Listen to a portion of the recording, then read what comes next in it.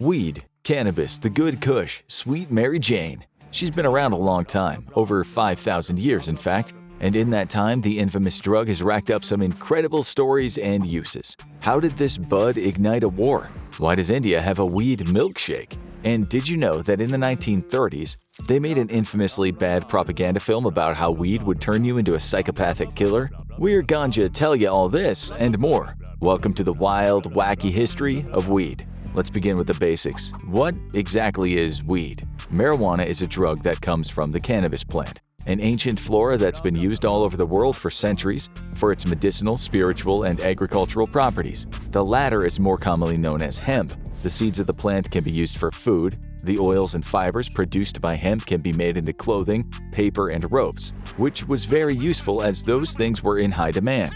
And one plant could do it all. Now, we aren't really sure when exactly the cannabis plant popped out of the ground, since we weren't alive back then, unless there's a secret immortal hiding away the truth. And if you're an immortal watching this, please let us know in the comments. We know it's incredibly old, that much is certain.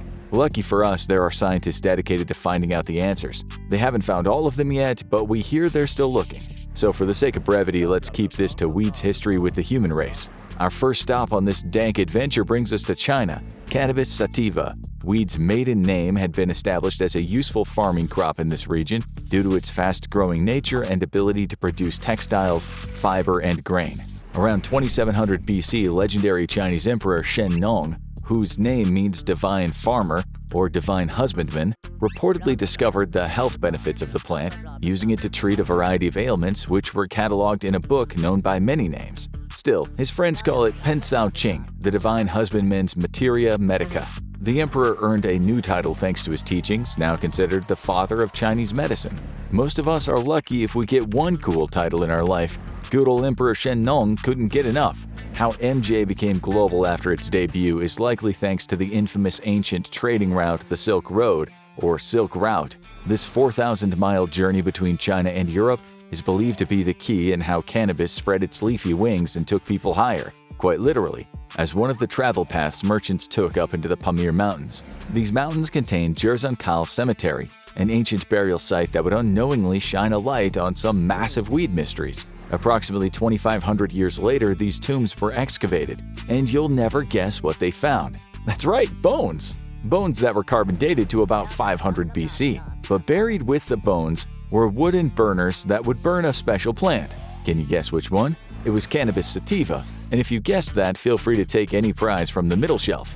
Historians and archaeologists have extrapolated that ancient mourners in this area would add cannabis seeds to the hot stones and inhale smoke while burying the deceased or visiting.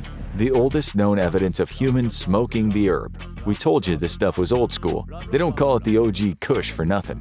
Whether ritualistic or to simply hide the rotting stench of the corpses with its distinctive smell, the cannabis found in those braziers was unique when compared to previously found specimens. It contained a high level of tetrahydrocannabinol. Now, for those of us who can't afford $5 words, THC. The psychoactive chemical is what stimulates the brain and allows one to enter a higher plane while smoking a bowl, metaphorically speaking. In 440 BC, Greek historian Herodotus was traveling the world. Around this time, his travels led him to meet the Scythians, a fierce nomadic tribe that originated from what's now known as Siberia, but spread across Central Asia from 900 BC until 200 BC.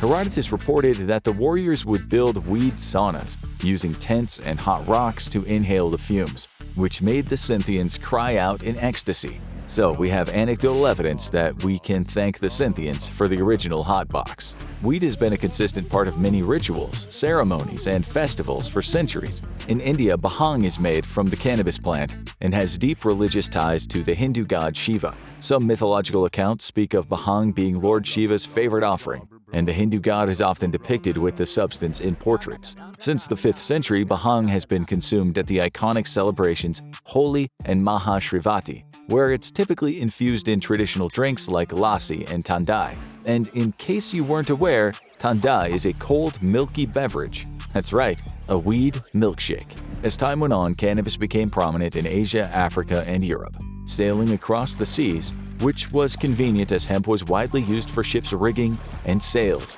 And did we already mention rope? Hemp became popular among the white settlers of the Americas in the mid-1600s for agricultural use in the colonies. Did you know that the first president of the United States, George Washington, grew his own hemp crop at Mount Vernon? Well, now you do. In 1833, an Irish physician named Dr. William Brooke O'Shaughnessy came to India, where he would spend many years researching the medical benefits after noting the locals using bhang as a remedy. O'Shaughnessy believed cannabis was an untapped medical resource for Western medicine. He used the plant in an attempt to cure patients suffering from illnesses like rheumatism and cholera. His experiments concluded that cannabis wasn't a cure, but could be used as part of the treatment.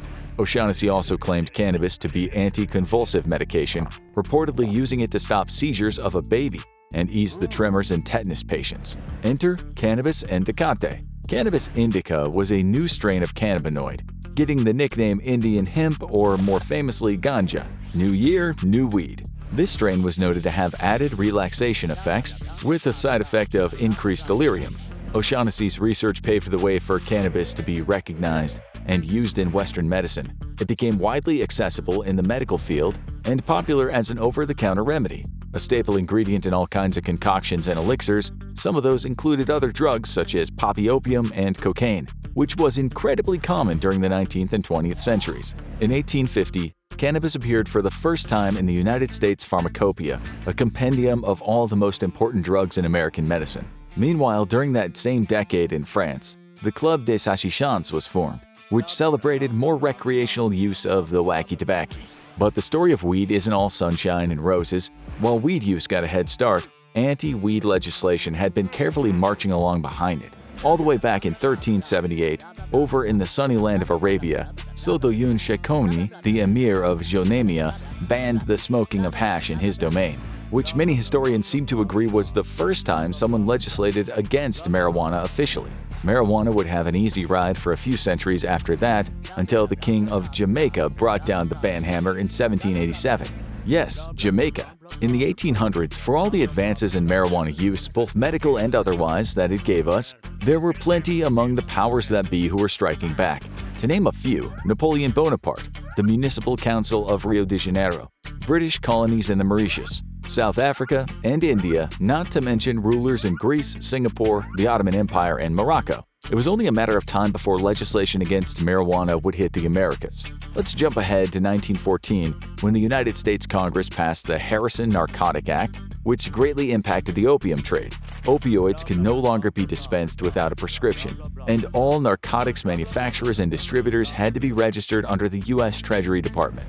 Soon after, morphine, cocaine, heroin, and other hard substances were completely prohibited by federal law. Despite cannabis being untouched by this new law, it undoubtedly foreshadowed trouble on the horizon. Then came the Volstead Act of 1919, more commonly known as the Prohibition Act. While it didn't take effect until 1920, that new law was responsible for banning the sale or distribution of all alcoholic beverages. This lasted until 1933. America was running dry, and crimes were running higher.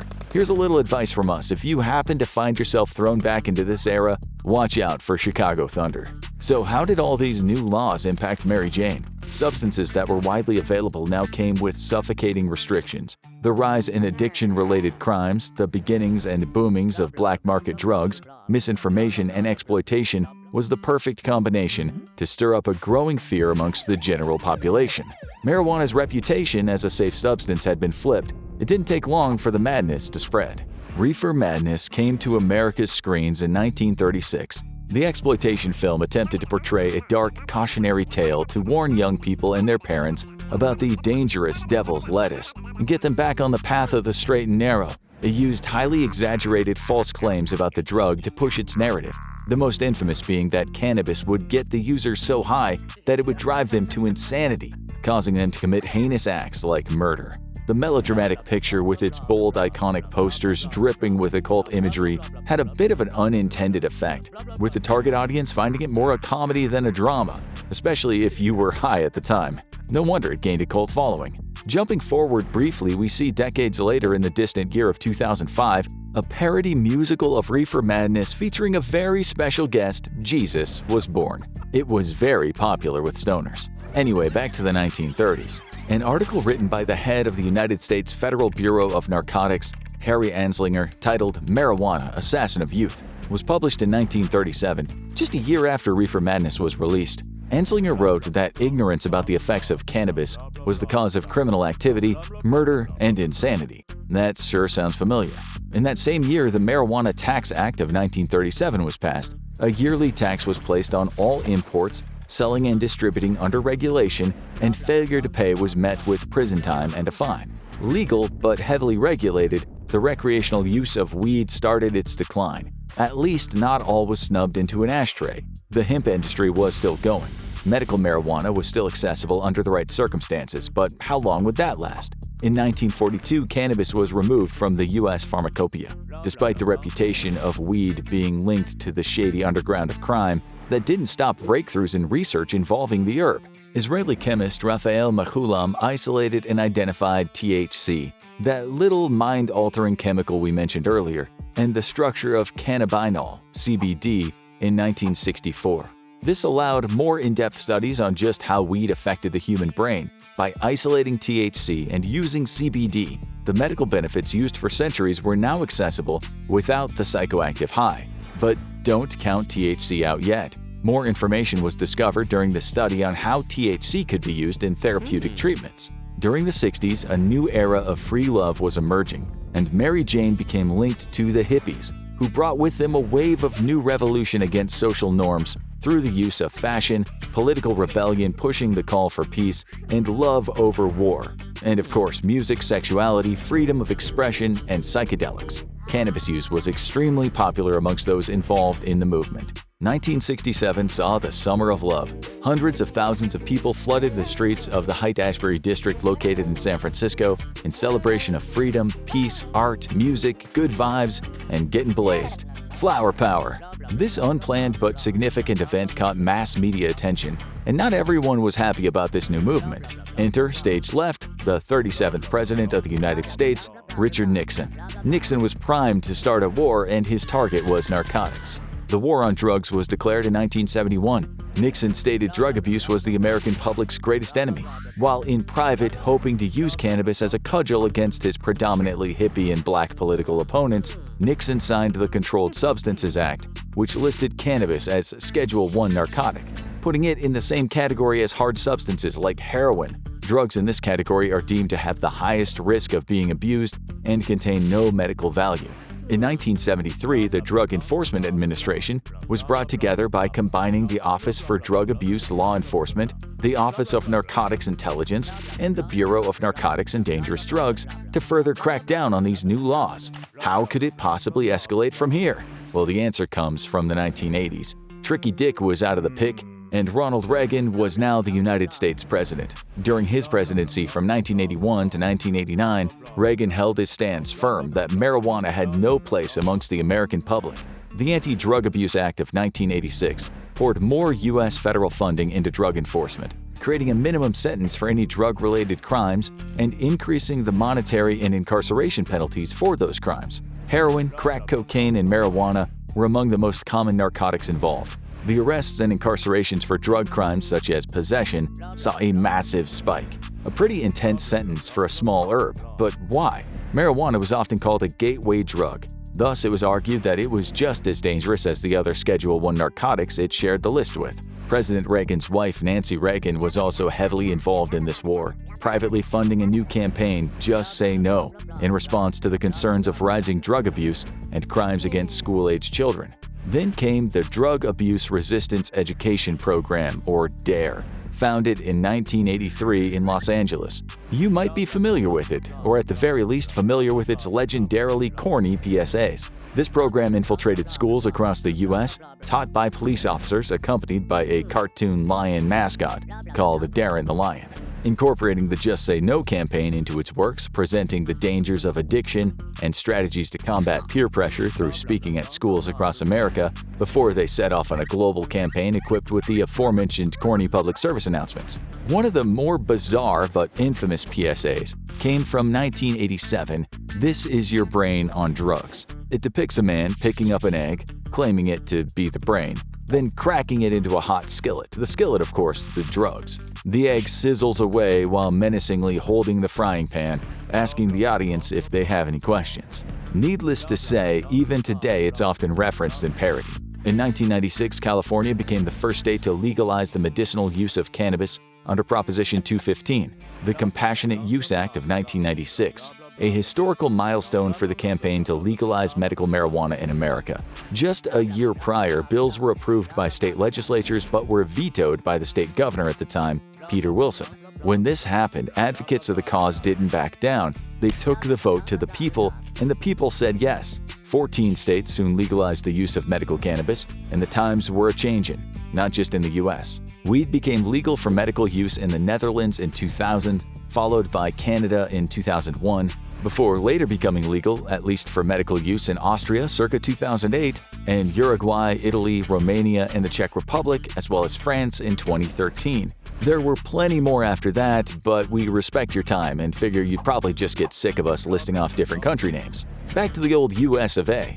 Weed in pop culture became more mainstream in the 90s and 2000s, even popularizing a previously niche subgenre of the film, stoner comedies or stoner films. We think the title explains it all. Non-exploitation films surrounding marijuana can be dated back to the 60s with Easy Rider in 1969. But that film is far from giggles and good vibes. The comedy part of stoner comedy started back in 1978 with Up in Smoke, starring now iconic duo Richard Anthony Cheech Marin and Tommy Chong.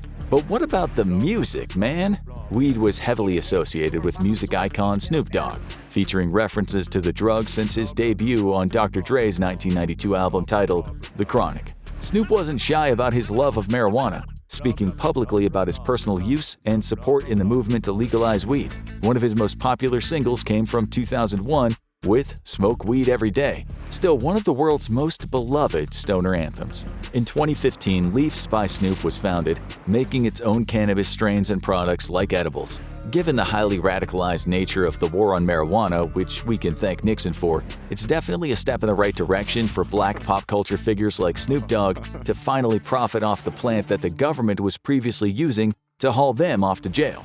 While the legalization of marijuana for medical use has a pretty illustrious history at this point, the legal battles of recreational marijuana, especially in the United States, have been considerably more fraught. In 2012, Colorado and Washington became the first states to legalize recreational use of pot. As of today, despite marijuana still being forbidden on a federal level, 38 U.S. states, 3 territories, and the District of Columbia allow the use of medical cannabis.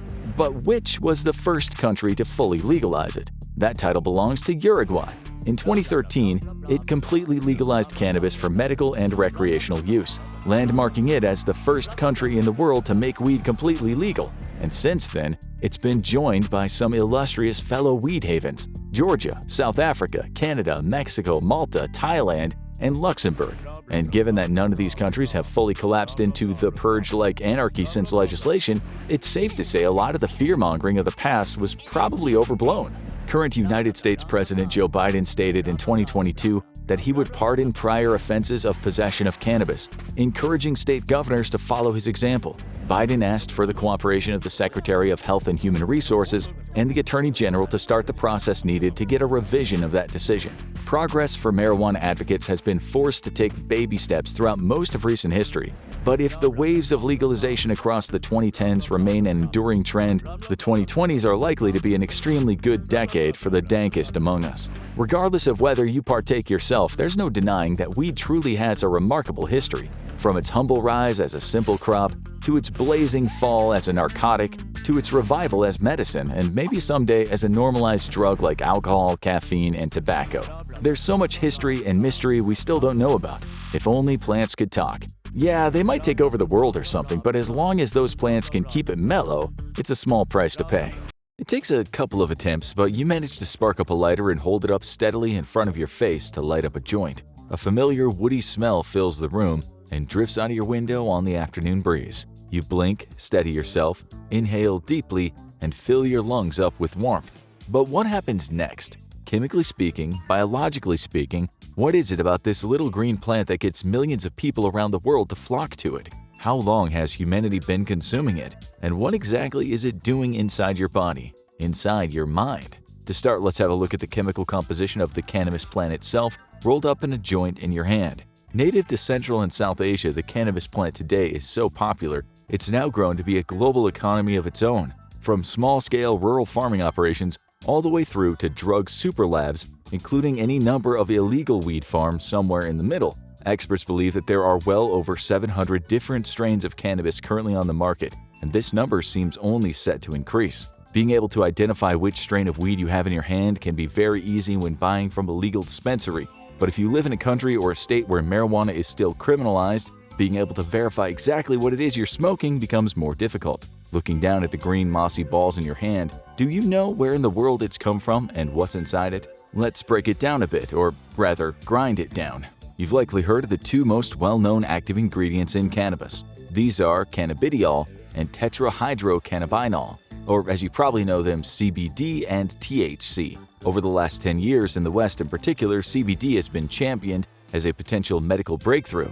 It's also been shown to have a calming effect on those with anxious disorders and is currently being tested as a treatment for psychosis, sleep disorders, muscle spasticity, and more. You might have seen ads for CBD oil products popping up in your feed claiming that it can solve any number of ailments. Research is ongoing, however, results vary. In the case of curing cancer, for example, so far there's no evidence to support that CBD has any kind of effect on the disease, despite what people on the internet might be saying. So, you smoke CBD to get high, right? No, CBD is usually extracted as an oil, and on its own it will not get you high. But it's still psychoactive, meaning it alters your mental state, typically leaving you feeling more calm and mellow. The feeling of being high comes from the main active component in marijuana, THC. Typically found in much greater quantities than CBD, THC can have a powerful psychoactive effect. To see what that means in practice, let's follow it as it enters the human body. You take in a deep breath of that joint and let the smoke fill your lungs. In this example, you're going to be our test subject,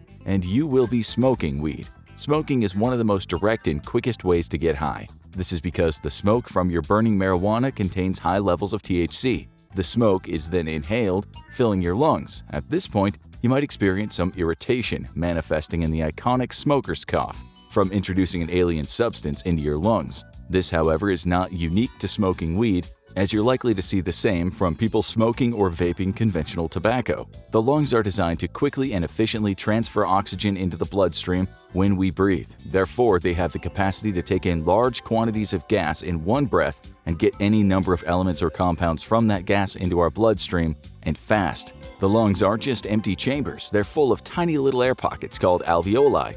The average human adult has roughly 480 million alveoli in their lungs, constituting about 1,500 miles of airways. That's the equivalent of driving from Miami to New Hampshire for our American viewers, or Madrid to Copenhagen for our European viewers. For everyone else, it's roughly 13,636,363.6 bananas lying end to end. Anyway, back to your lungs. In each alveolus, the THC from the smoke is transferred directly into your bloodstream, which then carries it all over your body, including to the critical area, your brain. As a result, it often only takes a matter of seconds for the user to start feeling the psychoactive effects of what they're smoking. So, let's crack your head open and see what's going on inside. Sorry, this might hurt a little. The THC and CBD bind themselves to receptors throughout your brain. The amygdala, for example, is responsible for anxiety, emotional responses, and fear. CBD dulls the activity in this part of the brain, but the THC component can stimulate it. While many users feel calmer after having smoked weed,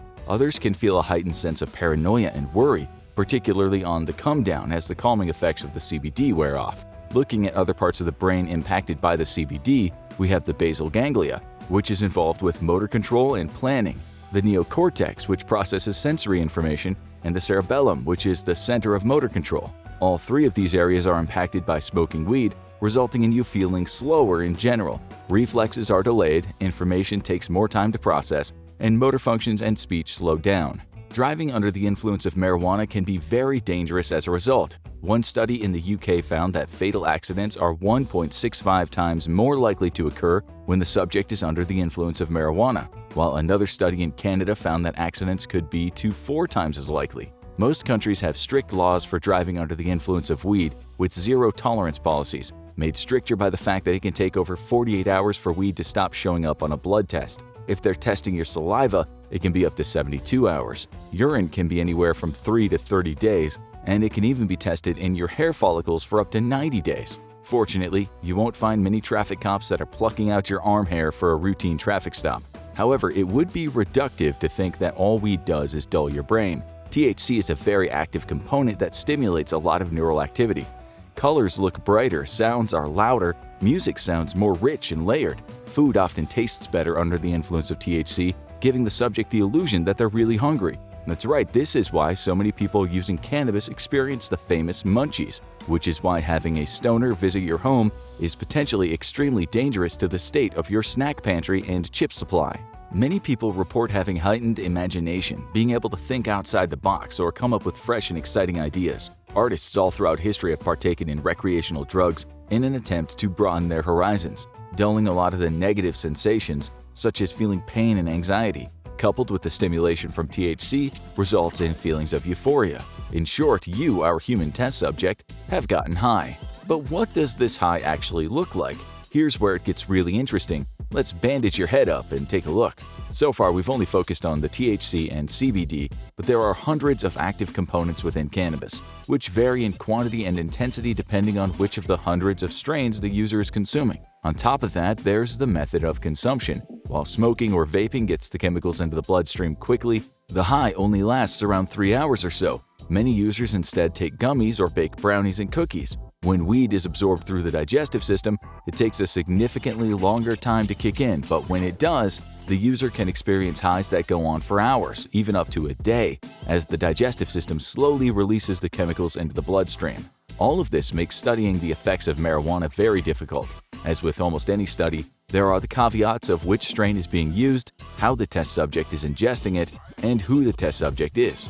The human brain is an incredibly complex thing indeed. If you took a sample of the human brain that was the size of just 1 grain of sand, that sample would contain 100,000 neurons and 1 billion synapses. Now multiply that by 860,000 and you've got a human brain, just like the one that's sitting in your head, watching this video and feeling very smug about itself. Being able to quantify and measure exactly what's happening in an organ far more advanced and complicated than the computers we're studying it on has been a challenge in medical science for decades and will likely continue to be one for a very long time.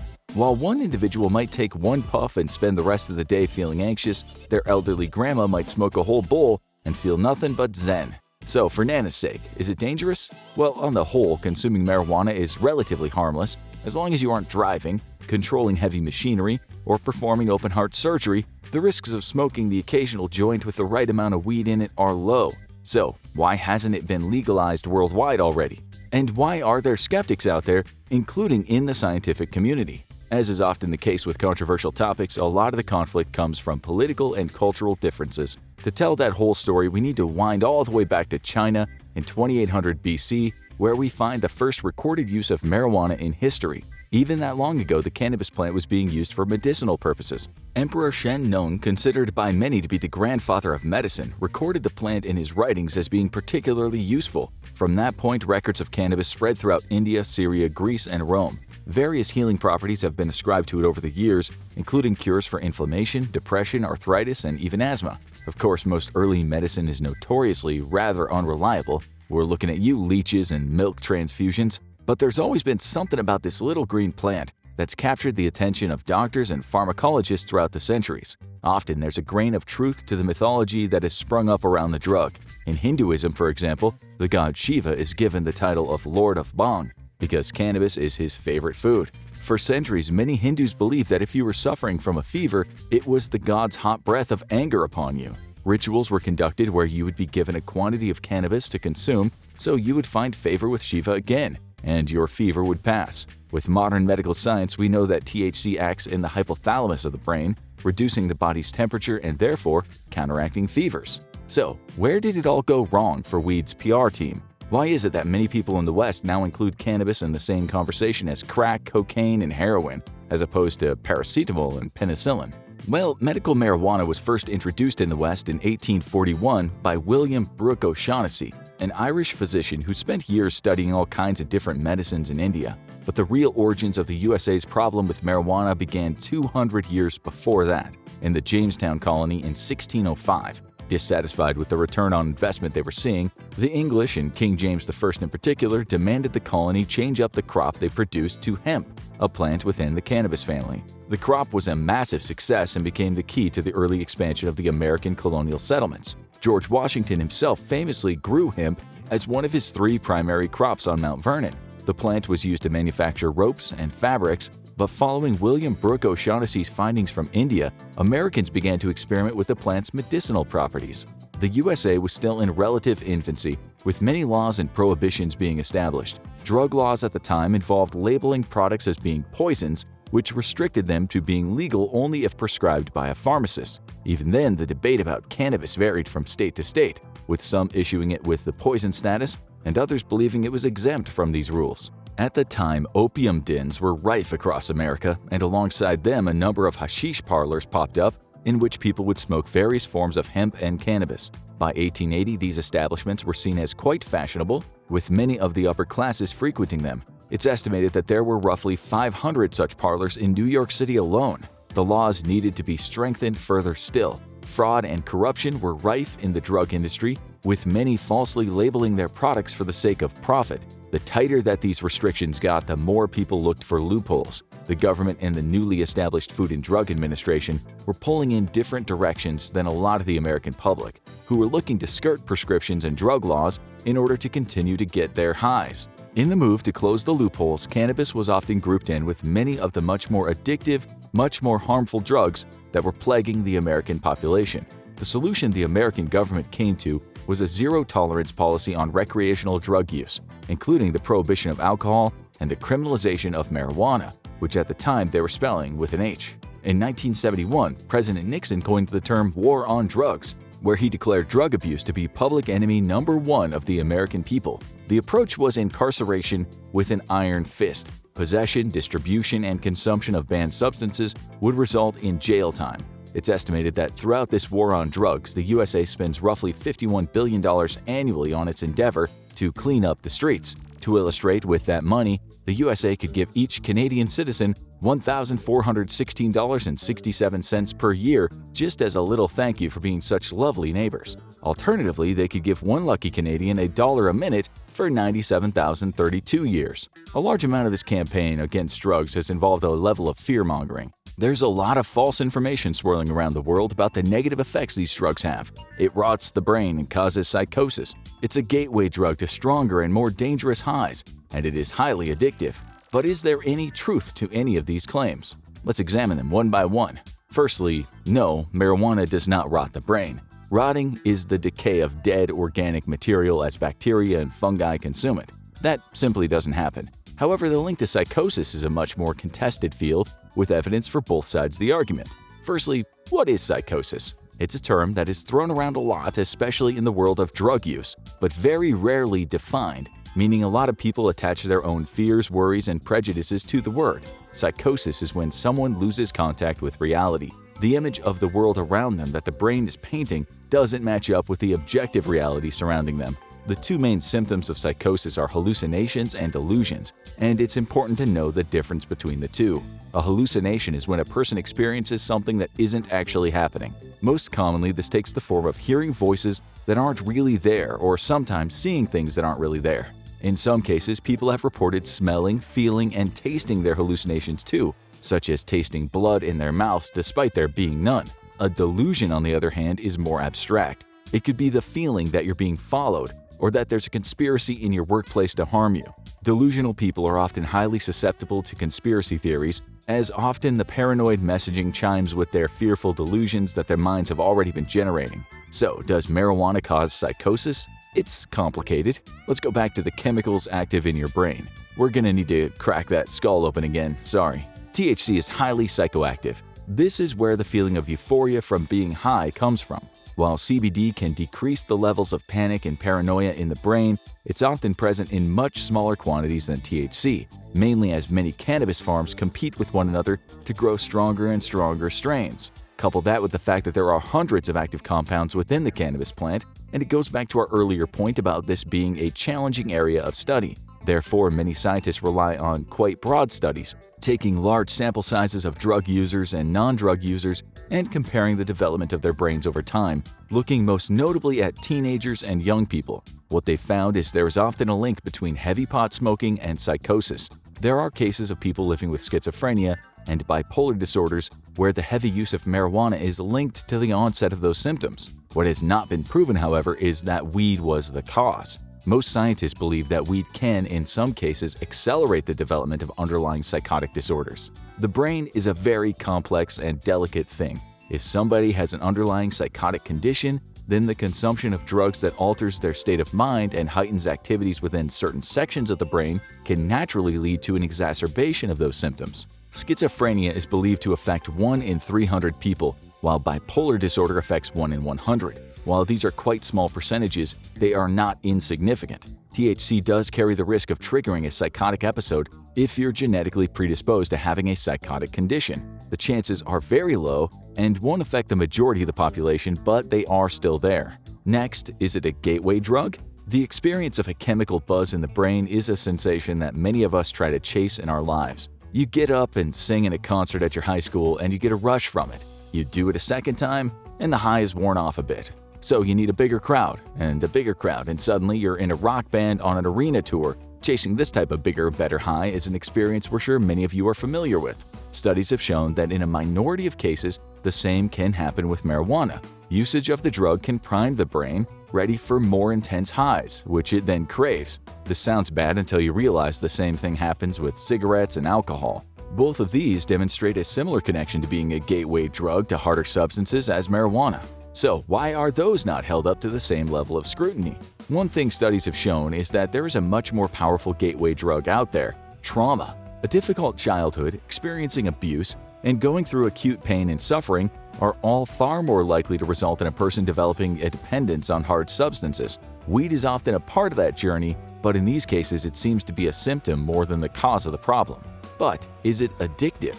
Let's take a similar look at this question. You wake up one morning feeling tired, so you make yourself a cup of coffee. It clears away the fog, helps you focus on your job, and gives you a little endorphin rush from a good day's work. So the next day, you do the same, and the next, until one day you run out of coffee. You look in the jar and it's empty. A storm cloud gathers over your head. You go to work with a scowl, snap at your coworkers, have a headache by lunchtime, and come home feeling miserable. What's happened here?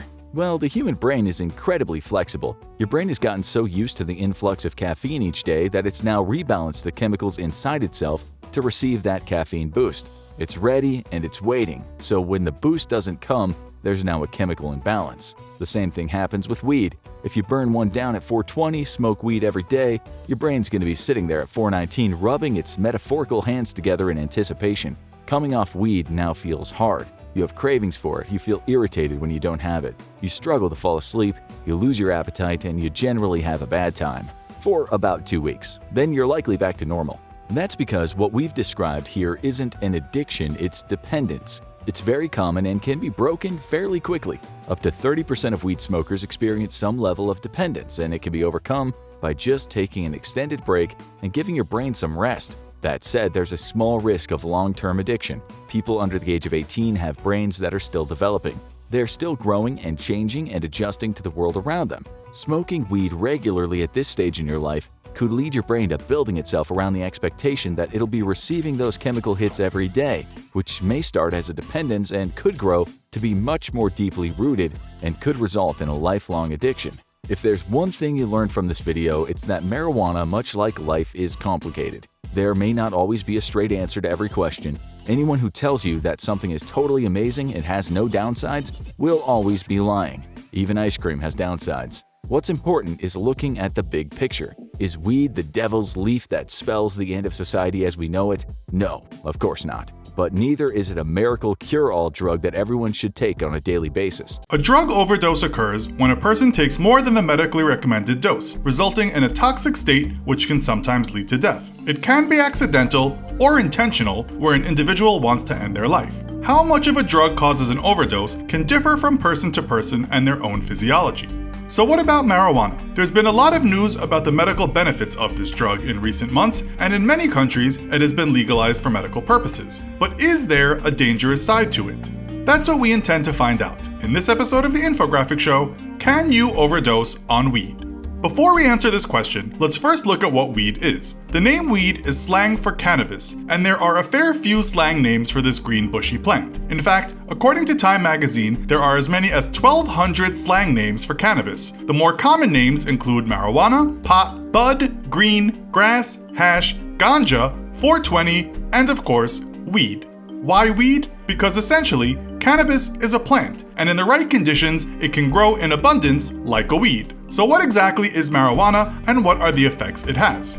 It is both a medicine and a recreational substance, and is the most popular illicit drug in the world. In the past few years, many states have changed the laws on the use of this drug, and a 2017 Gallup poll showed that 64% of Americans support legalization. As it stands today, recreational marijuana is legal in 9 states, and medical marijuana is legal in 30 states. Oklahoma became the 30th state to legalize medical marijuana in June this year, when residents voted 56 to 43% in support of the ballot initiative.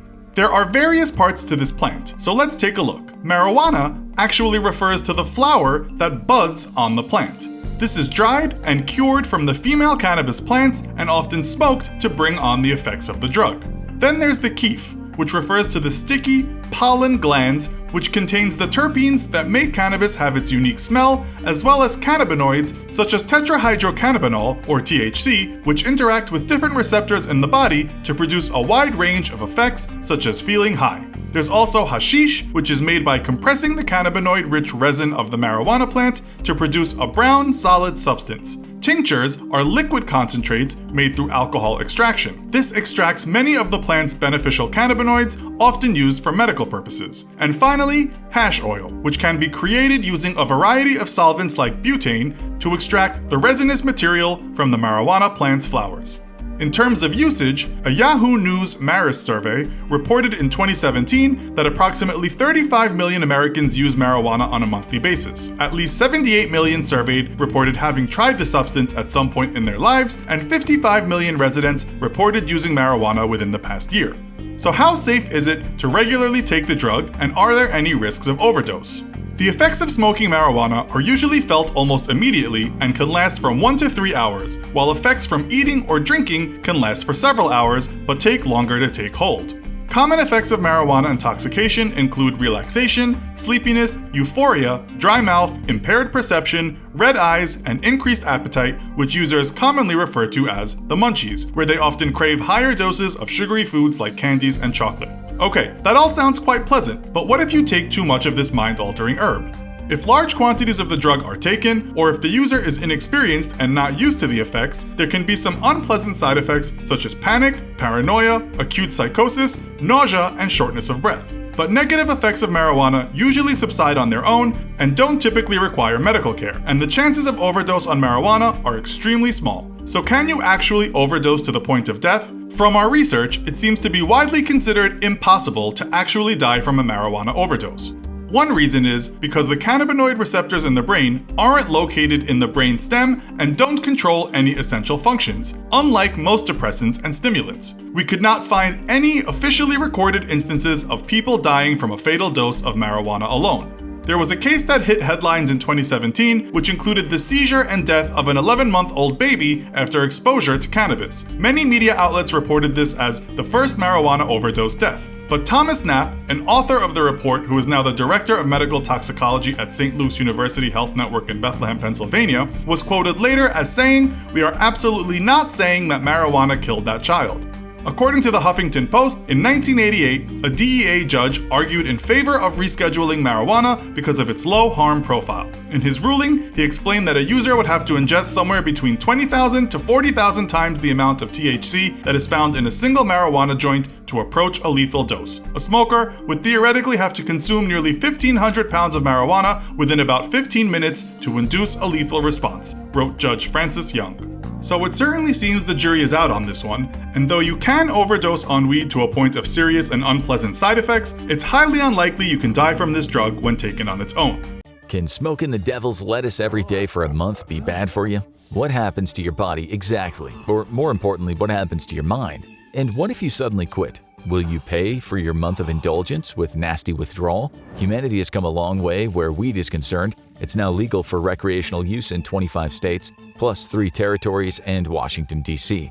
A further 7 states in the U.S. have decriminalized it, meaning it's not legal, but you won't be prosecuted for taking it. This trend toward general acceptance seems to align with the general public's opinion. Surveys show that 88% of Americans think it should be legal for recreational and medical use. The world is changing. Seems like it won't be long until weed is legal or decriminalized in many more countries. That's because word's on the street that weed isn't half as bad as those Puritans from the past made it out to be. Even some of the strictest nations where drugs are concerned have done an about-turn on weed.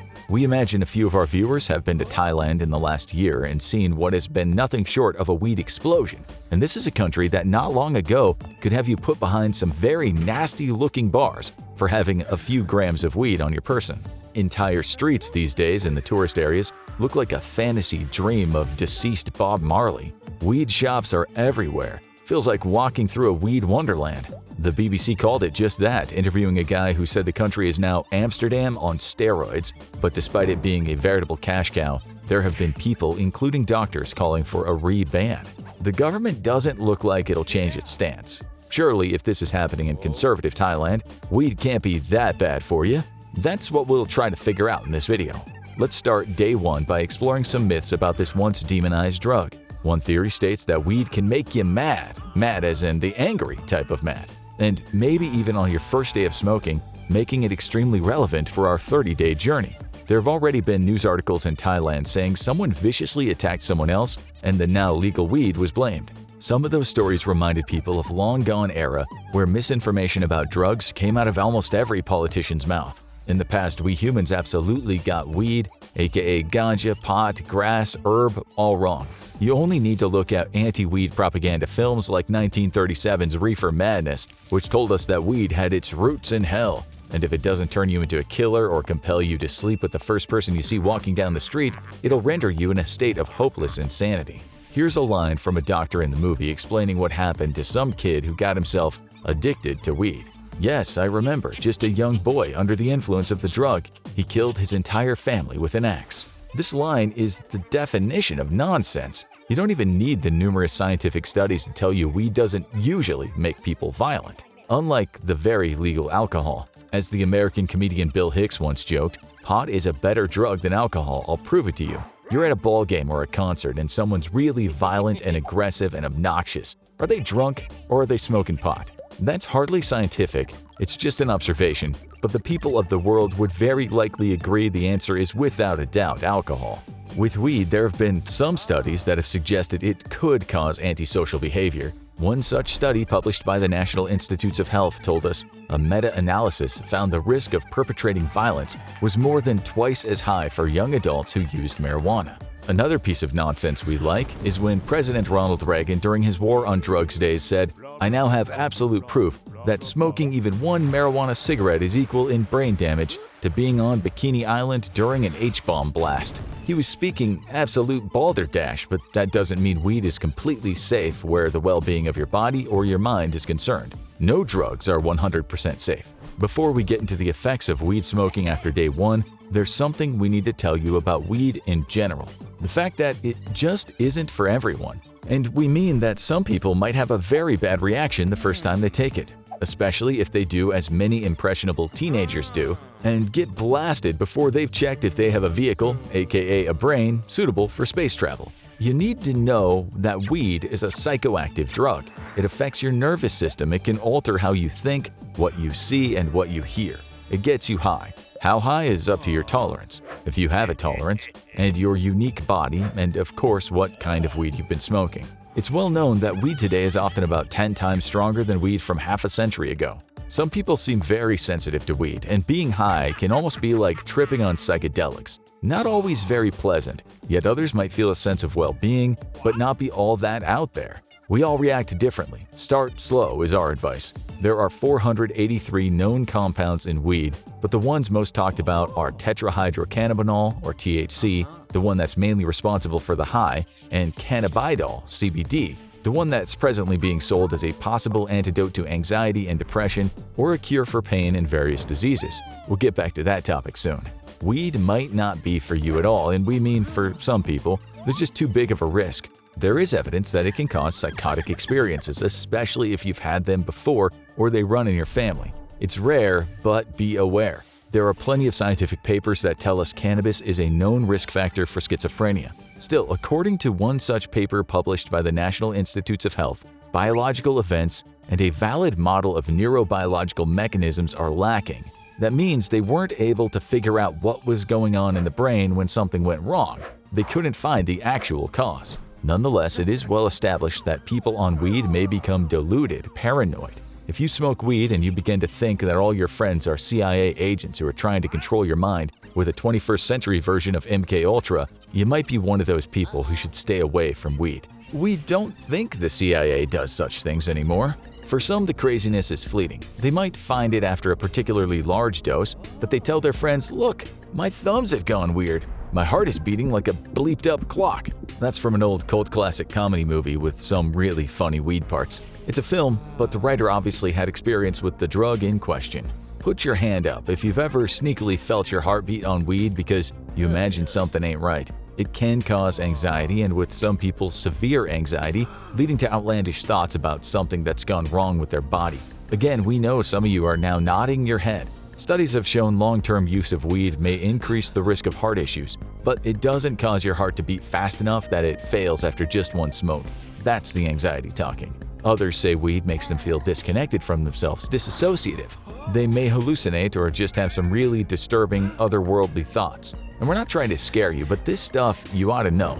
It's hard to understand how many people in a population will have a negative weed experience. In a Danish study consisting of thousands of people, the researchers said 30% of participants who'd had a psychotic experience in their lives would likely not have had one had they not ever ingested weed. Still, many people will not have such negative psychological reactions, especially when they take it in small amounts. Millions will consume it every day and they're A-OK. A World Drug Report in 2013 said 180 million people had tried weed in the last year. It's thought that there are about 219 million weed smokers on the planet right now. The CDC says about 11.5% of Americans smoke it or did so in 2021. In England and Wales, a study said 13.5% of 16 to 24-year-olds had it in the past year. 40% of those people said they'd used it at least once a month. Most of them would have been fine, but some of them would have had negative experiences. Another study we found said people who smoke weed are 3 times more likely to believe people will harm them than people who don't smoke weed. Then there was that study that tested people with an intravenous 1.5 milligram dose of either THC or a placebo, meaning nothing. The researchers found that the weed consumers were 30% more likely to have some amount of paranoia. Other negative experiences included lowered mood, worry, anxiety, and negative thoughts about themselves. So with all that in mind, you should start slowly with weed and see how it goes. Let's say you like it and you want to smoke it again. Day 1 of weed is over, it's now day 2. You may have noticed some forgetfulness, especially around the time you smoked the weed yesterday. Unlike those times you were wasted on alcohol, you haven't woken up in a strange bed with a penis scrawled on your cheek, but your memory is a bit fuzzy from around the time you smoked. There's a reason for that. Cannabis affects something called the hippocampus. It's a part of the brain that helps you process new memories. Studies on rats that were given regular doses of weed showed they struggled to remember how to do various tasks. There was even long-term impairment, but these rats were stoned throughout their entire young lives. You're not a rat, and you haven't been smoking weed for years on end, but this is something to bear in mind. Studies have shown that regular weed use in young people can affect how the hippocampus develops. But such cognitive impairment, like many things related to weed, needs to be studied more. Your month on weed almost certainly isn't going to change the structure of your brain in any significant way for the rest of your life. You may have had some short-term memory problems when you got stoned again today, but you don't need to sweat the long-term stuff yet. In fact, some studies have shown regular weed use may stave off neurodegenerative diseases that affect memory, like Alzheimer's and Huntington's chorea. Let's say you've now been hitting the weed for 5 days on the trot. Sure, you have some patchy memory days, but in general, since you're the kind of person who likes weed and has positive experiences with it, you actually feel fine. You haven't really experienced any changes. We mean the middle-aged, long-haired guy that's been selling it to you, the one who always is wearing that old Ween t-shirt, says he's been smoking it every day since 1997. He says he's fine. Well, he does seem to have some motivation issues. Many people do, which is why Afro Man wrote the song lyrics, "I was gonna clean my room until I got high. I was gonna get up and find the broom, but then I got high. My room is still messed up, and I know why." Again, that's not scientific, but many people have said such things. We'll come back to that topic of motivation soon. Another thing you noticed is you put on a few pounds. As the rapper Master P said in a song, "You the captain, I'm the crunch, you got that dinner, I got the lunch. Hit the weed, pass the blunt, your eyes red, and you got the munchies." A paper in the journal Nature, again based on stoned rodents, said the THC in weed can cause changes in the brain's hypothalamus, tricking the rat into thinking it's hungry. There's evidence that smoking weed can lead to an increase in the production of the hormone ghrelin, which can create hunger pangs. Not only that, but weed leads to increases in the feel-good chemical dopamine, so the experience of eating that food could feel much more satisfying than normal. If you're a weed smoker, we don't need to tell you this. You've all raided the fridge at 2 a.m. like a ravenous zombie after getting the weed munchies. Still, while you've put on a few pounds, studies have shown that regular weed use does not generally lead to weight gain in the long run. In fact, some studies show pot smokers might have a lower body mass index on average. We should just add here that there are so many studies out there and so many are contradictory that figuring out the mystery of weed is going to take a lot more work. You could literally spend all day Googling all the good stuff about weed and think it was the answer to all the world's problems. Then you could do the opposite and soon become scared out of your wits. It's always best to analyze various studies or at least know they exist. Let's also remember here that people wouldn't do it if it didn't make them feel good. As the book and the movie Trainspotting said about an illegal substance, not weed, but it works for all substances, people think it's all about misery and desperation and death and all that, which is not to be ignored. But what they forget is the pleasure of it. Otherwise, we wouldn't do it. Sticking with the positives, for many people suffering from chronic pain, weed has been a godsend. You yourself may have had neuropathic pain in your back for years, but now you've been smoking weed for a few days and there's been a considerable reversal of pain levels. The reason for this is that a person's peripheral nerves, the nerves that detect pain sensations, contain a lot of receptors for cannabinoids. Scientists now think that cannabinoids might block peripheral nerve pain. Studies have shown this to be true in animals. Still, as you might know, the mind plays a big part when it comes to pain. You may have heard of the nocebo effect, where people feel pain when they shouldn't be feeling pain. A good example is the case of the guy who went to the ER with a long nail stuck through his work boot. He was screaming and telling doctors that even the opiates they were giving him weren't working. When they finally sawed off his boot, they saw the nail had actually gone through the gap between his toes. Embarrassed, the guy was suddenly pain-free. But for him, he really did feel that pain. And with cannabis, there's now good evidence that it can act as a placebo where pain is concerned. Studies have shown that when people with pain took a placebo that looked, smelled, and tasted like weed, they felt a reduction in their pain levels. We've known for decades that when someone takes a placebo for pain, certain neurotransmitters are released in the brain, including what are called endocannabinoids. But there have also been some negative reactions, especially now that you've been smoking it for 10 days. You seem to be less motivated. Studies have shown that after weed consumption, people can indeed be less motivated. One study showed that participants who've had weed were less likely to press buttons for a reward. Still, this study showed that if people waited 12 hours, their motivation returned. Now you've realized that taking a long break from weed smoking is sometimes good. Long-term smokers of weed don't need studies to tell them overdoing it can make them a bit sluggish and not exactly in the mood to get things done as fast as possible. It's the same with reaction times. You've noticed that when you're stoned, you might float like a butterfly, but not exactly sting like a bee. Researchers have said that this might have something to do with the brain's thalamus-corticostriatal circuit. The Nature journal tells us that this controls movement execution, habit formation, and reward. Receptors in here bind with the THC, and this can slow down someone's perception of time. In a 2012 study, scientists said 70% of participants who smoked weed experienced what seemed like a stretching of time. Time moved more slowly, and this might have something to do with slowed reaction times. Studies have showed that performance can be affected. These are controversial studies given that people smoke weed and drive cars or operate planes or machinery. One study we found showed that when users had to perform a task after ingesting weed for 4 days, they not only had slower reaction times on the first day of the experiment, it seems that they got used to it. Another study, a meta-study, concluded that some lower-quality studies have reported next-day effects of THC on cognitive function and safety-sensitive tasks. However, most studies, including some higher quality, have found no such effect. But you've been taking it easy, so your reaction time's not much different from usual, certainly after 12 hours from your last smoke. You also seemed much more prone to slowness on the first few days that you did smoke.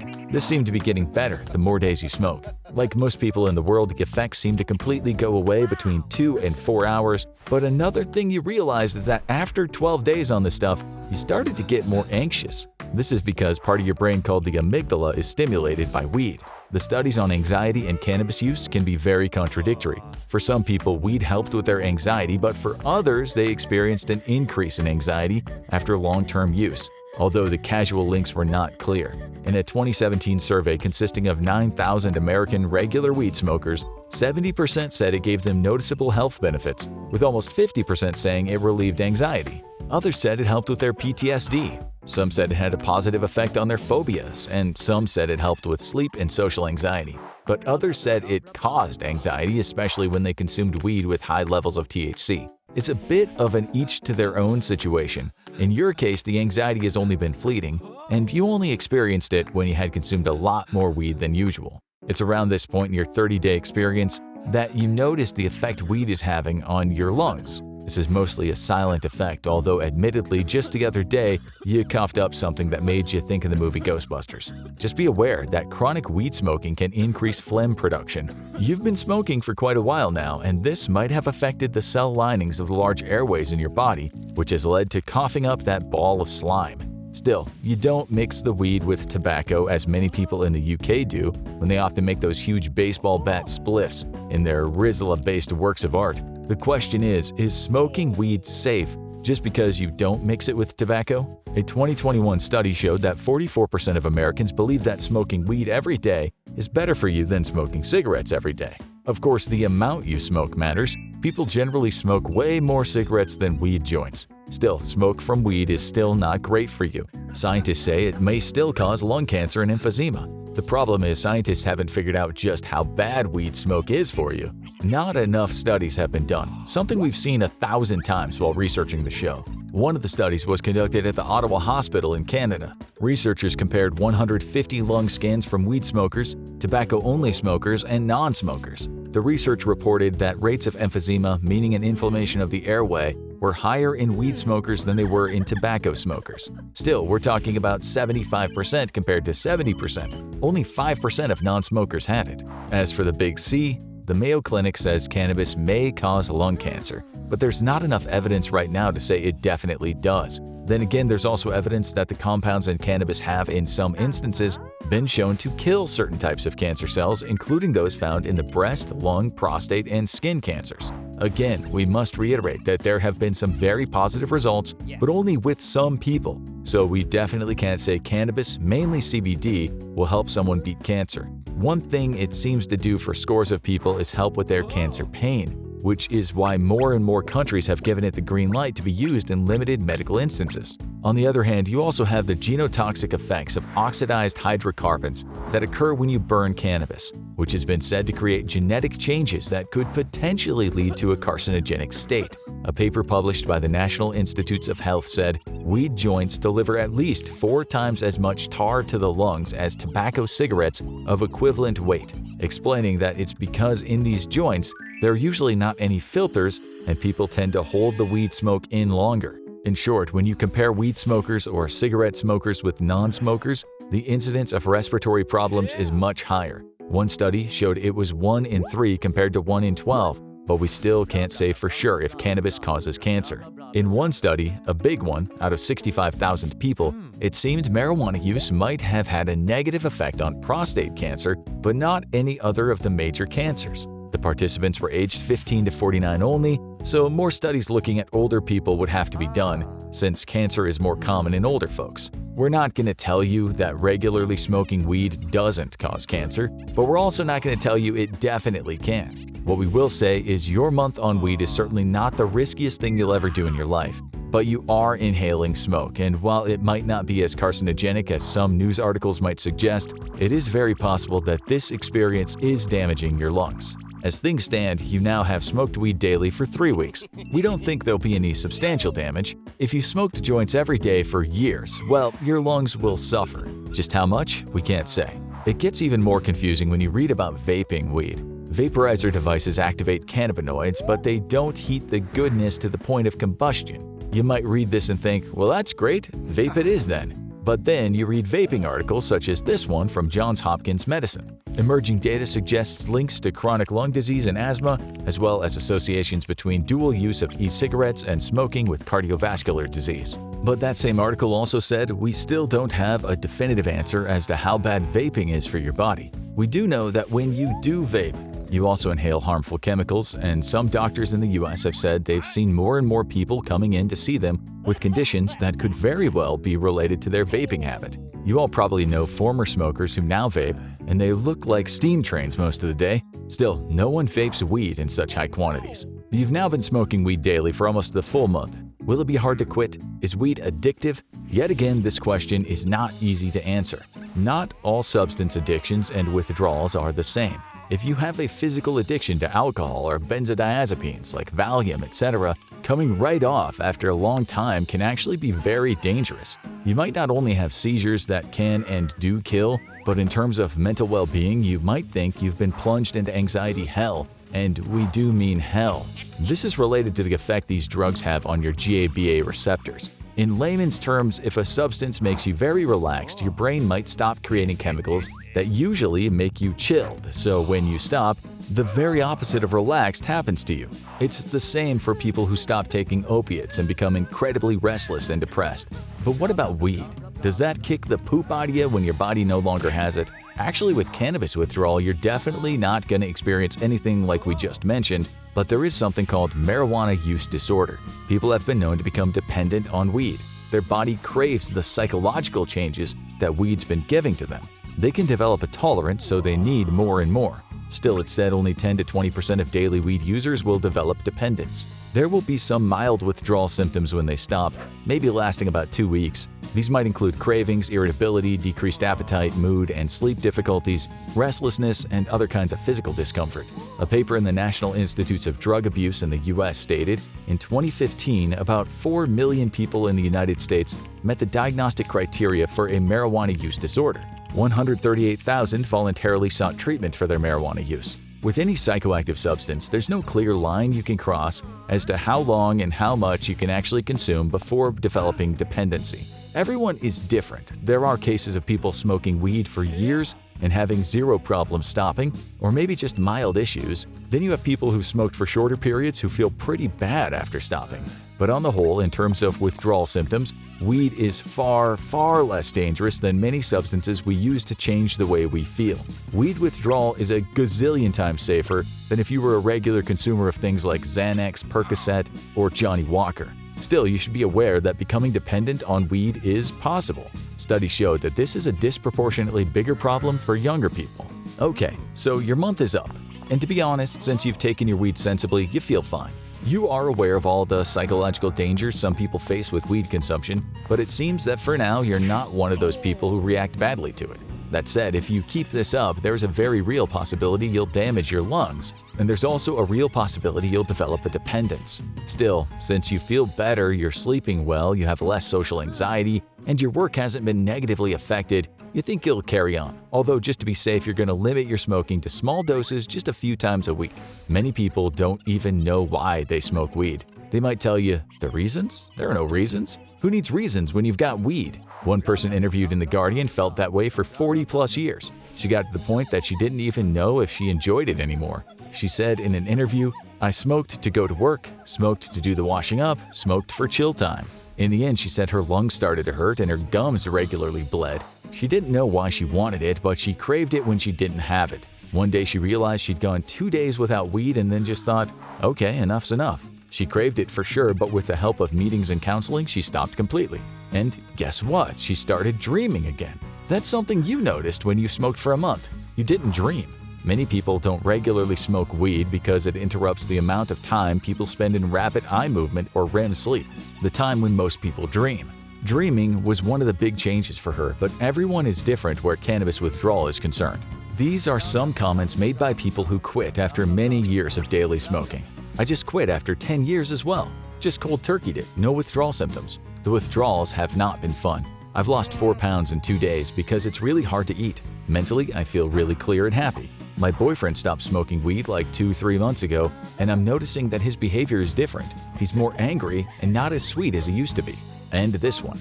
I quit after about 6 years of smoking every day. It made me anxious and awkward in social situations. I would overanalyze things and think really weird or delusional thoughts. Forget about talking to girls, I couldn't handle it. Since I quit, all these things went away.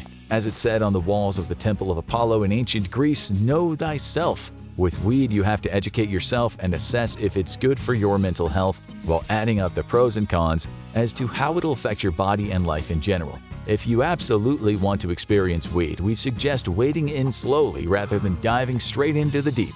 It can be a mysterious ocean out there, and you never know what you might find. As we've told you many times today, scientists haven't yet plumbed the depths of all of Mary Jane. Not entirely. Order in the court! Today we're putting Sweet Mary Jane on trial. Her other aliases include cannabis, weed, grass, hash, and ganja. She's said by some to be an unfairly maligned miracle cure to a whole bunch of different illnesses, while others accuse her of being an express trip to becoming a burnout with anxiety and lung problems. So, what's the truth? Is weed good for you, bad for you, or somewhere in between? We're going to hear arguments from both the defense and the prosecution, so pay close attention. Only you can decide if this plant is innocent or guilty. Let's hear the evidence. How exactly does weed operate? And we'll be talking about smoking it today, so let's not worry about oils or edibles. When you smoke weed, you inhale the smoke down into your lungs, where the chemicals pass through the alveoli, the 480 million tiny air pockets that you're liable to find in there, and straight into the bloodstream. The bloodstream is the express line straight to your brain, where the real magic happens. The body's got an endocannabinoid system.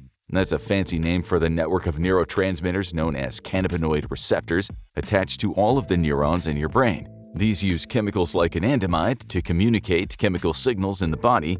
The anandamide has an uncanny similarity to THC, the psychoactive chemical in our defendant today. In sliding on in and attaching itself to the brain's cannabinoid receptors, it hijacks several key systems in the brain and the nervous system to produce its distinctive effect, including the hippocampus, the orbitofrontal cortex, the hypothalamus, the basal ganglia, and the cerebellum. The most important to the average cannabis user is its effects on the brain's reward system, in the amygdala and the ventral striatum.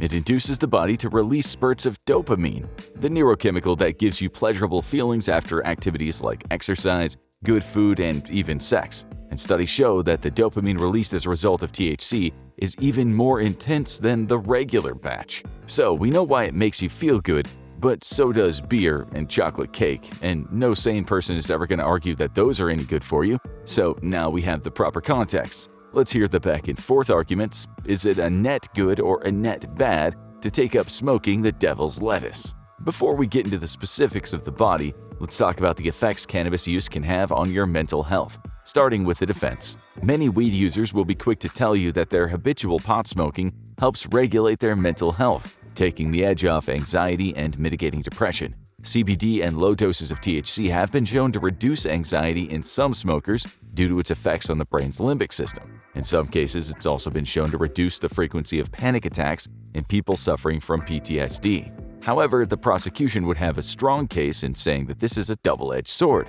The effects of THC in particular can be vastly different from person to person, and in some cases have some seriously detrimental effects on the user's mental health. For some people suffering from bipolar disorder, habitual weed smoking can make their symptoms worse. But don't worry if you don't already have bipolar disorder, there isn't any evidence that smoking weed will give it to you. However, that doesn't mean that chronic weed smoking might not open the door to other mental health struggles. In some users, because of chronic weed use's effects on their neural reward pathways, they might require more significant quantities of dopamine in order to stay at baseline level of emotion, resulting in depressive episodes. These reward pathway issues might also result in feelings of listlessness, low energy, and an inability to feel motivated. And while weed relieves anxiety for some, it has the opposite effect in others, causing edginess, irritability, and paranoia. Because of the psychoactive effects of THC, some brains predisposed to psychotic symptoms may see these exacerbated by habitual cannabis use. If a user is predisposed to developing schizophrenia, then smoking weed might push them in the wrong direction, increasing their risk of psychotic episodes. This is particularly true of people who started smoking weed too young. But what about sleep? Sleep assistance is touted as one of the benefits of marijuana, but does the science stack up? First, the defense. In the short term, weed seems to have this one because it suppresses physical arousal and promotes the creation of the neurological chemical adenosine. Weed can make the user feel pleasantly sleepy, though CBD is by far a more active part of the process than THC. Short-term weed use is believed to allow the user to spend more time in deep sleep, which will leave them feeling more refreshed when they wake up. However, this comes at the cost of spending less time in REM, or rapid eye movement sleep. This is the part of the sleep cycle where the brain processes emotions, encodes your memories, and allows you to dream. This is a huge benefit to people who take weed to alleviate their PTSD symptoms, as this will reduce the time they spend experiencing nightmares and stop their traumatic memories from being cemented too deeply into their minds. Some have even reported that using synthetic cannabis medication has reduced both nightmares and daytime flashbacks. However, there's a reason we stressed "in the short term" earlier. The prosecution can argue that long-term cannabis use actually makes sleep harder, as the body can become accustomed to weed's sedative effects, meaning that the person is forced to either take more or stronger cannabis strains in order to achieve the same effects. In turn, this could lead to side effects like less overall sleep, less time in deep sleep, longer time to falling asleep, and frequent nighttime wakings. High doses of THC before bed can also lead to side effects the next day, including lapses in memory and sleepiness. And if you decide to stop taking cannabis after a long period of doing so, you might experience cannabis withdrawals, which ironically can cause both insomnia and strange dreams, bringing you right back to square one. If you're an aspiring athlete, the science says that taking up habitual weed smoking probably isn't the best interest of your career aspirations, and for more reasons than the extremely frequent drug testing in the athletic field. Long-term marijuana use has been linked with a decrease in reflexes and reaction times, as well as physical coordination, owing to weed's depressant effect on the cerebellum and the basal ganglia. For that very same reason, you shouldn't even think about driving while under the influence of weed. Not only is it illegal, but your impaired judgment and motor control will also make it incredibly dangerous. So that's a strong point in favor of the prosecution.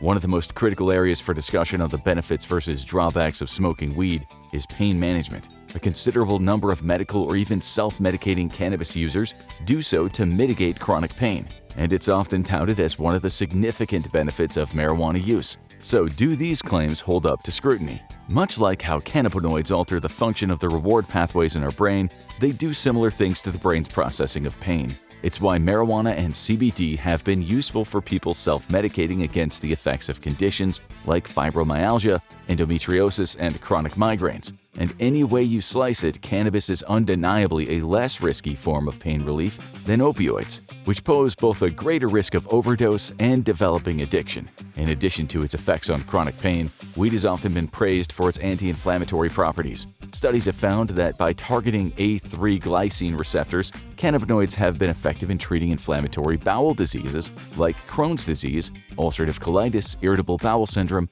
and even some severe autoimmune disorders like rheumatoid arthritis. Decreasing inflammation in the body also benefits general health, so there's no complaints here. If you suffer from glaucoma, where vision is lost due to an increase in intraocular pressure on the optic nerve, weed has also been shown to reduce the severity of symptoms, and it's been a cause for medical marijuana usage for quite some time. Studies have shown that smoking weed can also be helpful in mitigating the worst effects of a number of serious diseases. One of the most prominent ones is multiple sclerosis, MS, an autoimmune disease that corrodes the insulating covers of the nerve cells and slowly debilitates the sufferer. There's an oral cannabinoid spray called Sativex that has been approved for treating multiple sclerosis spasticity in 25 different countries, and it's been found to relieve stiffness and spasming in adult patients who haven't been responding to other treatments. However, in some cases, this has been shown to have the side effect of inducing depressive episodes in patients. So, like with many medications, its use is best judged on a case-by-case basis to achieve the optimum results. Weed's tendency to counteract spasticity has also made it a useful tool for epilepsy patients looking to mitigate their seizures. Specifically, cannabinoid medication has been shown to be effective against two specific subtypes of epilepsy: Lennox-Gastaut syndrome and Dravet syndrome. But we're not just talking about treating epilepsy with a blunt. CBD, the other active ingredient in cannabis aside from THC, has been shown to have the most beneficial effects. That's why the cannabinoid in question, Epidiolex, is a highly purified form of CBD. This, however, doesn't come without side effects, including liver damage and suicidal ideation. Once again, there are no silver bullet miracle cures here. Something rarely discussed about weed use is its negative effect on cardiovascular health in those who already suffer from heart disease. Because of weed's tendency to raise the heart rate, dilate blood vessels, and make the heart pump harder, which is incidentally why you feel your heart pounding in your chest while undergoing a weed-induced panic attack. Because of these effects on the heart, people with heart issues are likely to experience greater chest pains if they're also habitual cannabis smokers. In some edge cases, there have been links drawn between marijuana use and increased risks of heart attack, especially among those who are already predisposed to heart attacks due to pre-existing conditions. Cannabis use is definitely more problematic among certain high-risk groups, including all the ones we discussed before, and of course, children and pregnant women. For pregnant women, the risk posed is mainly to the healthy development of the fetus. Strains of cannabis with THC can even damage a baby's development from breastfeeding from a habitual user. Pregnant women who are habitual users of high THC marijuana are 2.3 times more likely to experience a stillbirth, according to some studies. Some reports have also indicated that pregnant mothers smoking marijuana leads to lower birth weights, much like regular tobacco use. Children of chronic marijuana users are also far more likely to experience developmental issues growing up. This brings us to the risks present in younger people smoking weed. Strains of high THC cannabis have been known to stunt the cognitive development of young users, impairing both attention and memory and leading to weaker work or school performance later in life. Some studies have even found premature marijuana use to be a risk factor for developing dependency in adulthood. And of course, a contentious point of argument for both sides: cancer, the so-called emperor of maladies, killing almost 10 million people per year and ruining the lives of many more. Proponents of cannabis say that it can relieve some of cancer's worst effects. Critics will say it makes it worse. Let's take a look at the science. One thing we should probably get out of the way first is, no, smoking weed cannot cure cancer. That would be a pretty horrific oversimplification of cancer and weed's effects on it. While nobody should jump to conclusions on the human side of things here, there have been some extremely promising studies involving cannabinoid cancer treatments in animals. Some cannabinoid compounds have even successfully slowed the growth or even killed off cancer cells in petri dish tests. But again, these small successes in animals and lab conditions would still mean applying any of those advancements to humans would be years off if they came through at all. Regardless of any effects weed may or may not have on cancer itself, the science is in on some types of cannabis helping to relieve the worst kinds of chemotherapy side effects. The United States Food and Drug Administration has approved 2 different synthetic cannabinoids, dronabinol and nabilone, to take the edge off of the nausea and vomiting that's often caused by chemotherapy treatment. For some undergoing chemotherapy, there's an even more unpleasant side effect: peripheral neuropathy, a form of nerve damage that affects the nerves outside of the brain and the spinal column. It can result in tingling, burning sensations, numbness, weakness, and cramps in the hands and feet. Some studies have shown that smoking or vaping weed is able to ease neuropathic pain in chemotherapy patients, so it is a common form of self-medication. Studies have also shown that weed can counteract the appetite suppressant effects experienced by some chemotherapy patients, as well as people suffering from HIV and AIDS. Normally, people find the appetite increase caused by weed to be a detrimental effect, but for some people experiencing dangerous weight loss as a result of their illness or treatment for their illness, it is a godsend. The American Cancer Society has urged further research into the relationship between cannabinoids and cancer treatment, seeing as doctors and scientists are always looking to add new potential weapons to their arsenal in the seemingly endless fight against cancer. But we know what the prosecution is thinking. Can weed cause cancer? Of course, smoking weed, while not as dangerous to the lungs as tobacco smoking, is still smoking, and the lungs aren't designed to take in anything other than air. Smoking weed habitually has been shown to increase the risk of bronchitis and even lung cancer. There's even been some pretty limited research that drew a conclusion between chronic weed usage and non-seminoma-type testicular cancer, which is far from overwhelming, but still probably worth taking into account if you're the kind of person who inhales as much weed as oxygen on a daily basis. The evidence is in, and now it's time for you to make your verdict. People of the jury, is weed a blessing, a curse, or something in between? Let us know in the comments.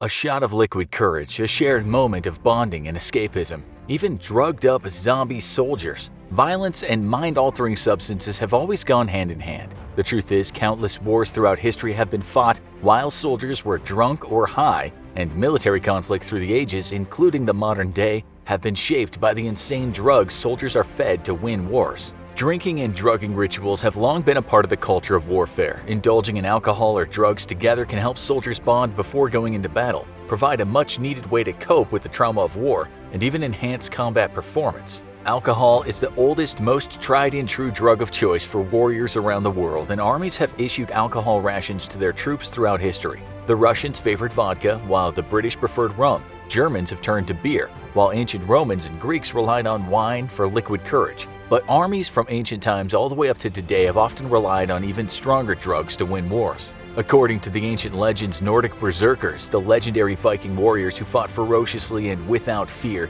were said to get their animalistic fighting powers from the animal skins they wore in battle. Recently, though, modern researchers have come to believe that their ferocity came from another source altogether, the black henbane plant. The plant's leaves could be dried and smoked or used to make wine and beer. The plant was a powerful hallucinogen, causing users to see and perceive things that aren't there. Berserkers believed that they were calling upon their gods and harnessing the powers of the spirit world to help them thrive on the battlefield. And it's likely that the trance-like state caused by ingesting the black henbane contributed to this feeling.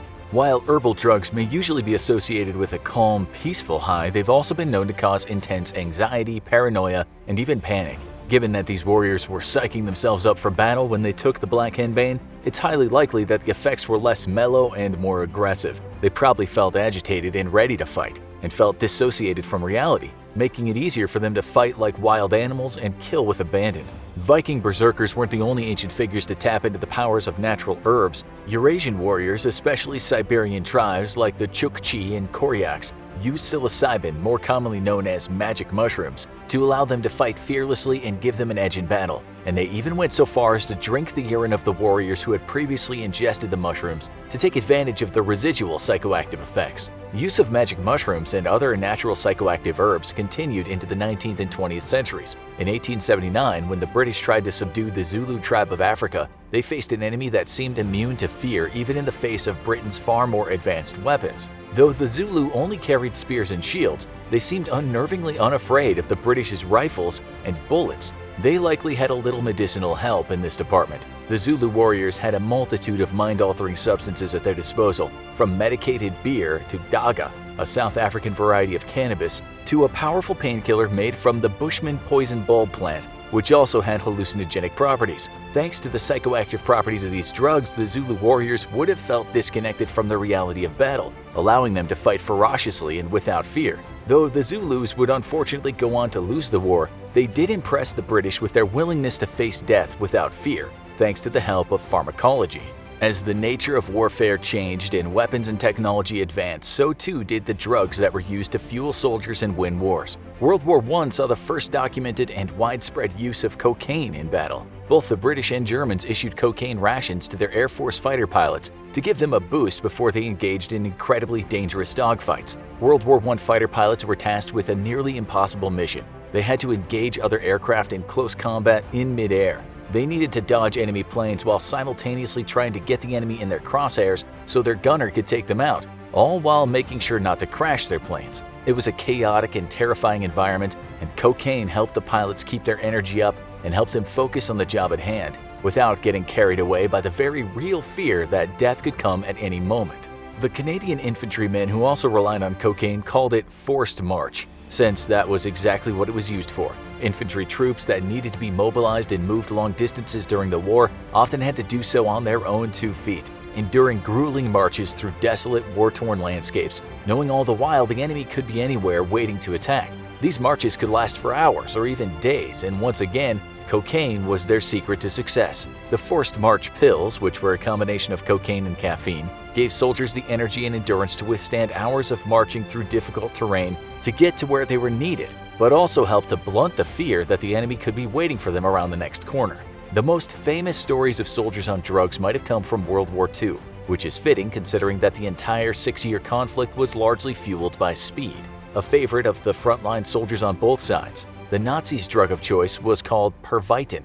It was an early version of crystal meth, and the German company Temmler Werke supplied the German military with 29 million of these so-called attack pills. Not to be outdone by their enemies, the Allies followed suit and issued millions of Benzedrine tablets to their soldiers. The British are estimated to have consumed around 72 million tablets, while the Pentagon's official estimates is that US soldiers consumed between 250 and 500 million pills during the war. Bennies, as they were known, were even included in emergency kits for American bomber crews. Both the German attack pills and the Allied bennies provided their users with a boost of energy to help them cope with drawn-out battles and long-distance marches. It increased alertness and combated fatigue, which was helpful for keeping vigilant during long periods of watch duty and bolstered already exhausted soldiers who were about to go into battle. It also created a strong sense of confidence and bravado in the soldiers, allowing them to rush into enemy fire with little regard for their own life or safety.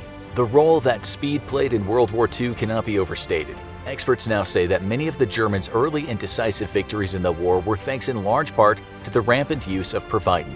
The drug helped German soldiers march for hours past their breaking point, allowing them to capture huge amounts of territory relatively quickly. Historical accounts from early battles in Belgium described crazed German soldiers fearlessly charging directly towards machine gun nests, seemingly unaware of the hail of automatic gunfire raining down on them. This behavior understandably frightened the Belgian defenders, and it might have led to the widespread rumor that Germany had created unbeatable super soldiers. Even as these harder drugs entered the fray, they didn't fully replace the more natural substances of past centuries. The Soviets were rumored to have been on magic mushrooms during the Battle of Czerkesfehérvár in 1945, where they performed fearlessly and succeeded in capturing the city from the well-entrenched and much better equipped Nazis. Authorized drug use by American soldiers continued into the Korean War from 1950 to 1953, and the Vietnam War from 55 to 73. Though it was now combined with rampant non-sanctioned drug use. Speed continued to be the approved drug of choice, but now soldiers gained access to illicit drugs like heroin.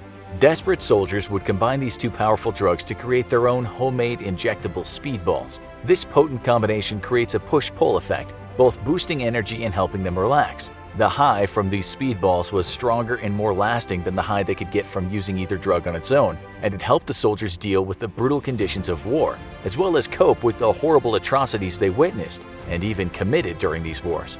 Drug use during the Vietnam War reached epidemic levels, according to the Pentagon, by the time the U.S. withdrew from the war in 1973. Some 70% of all American soldiers in Vietnam had taken drugs. Shockingly, the authorized use of drugs by soldiers in combat continues around the world to this day.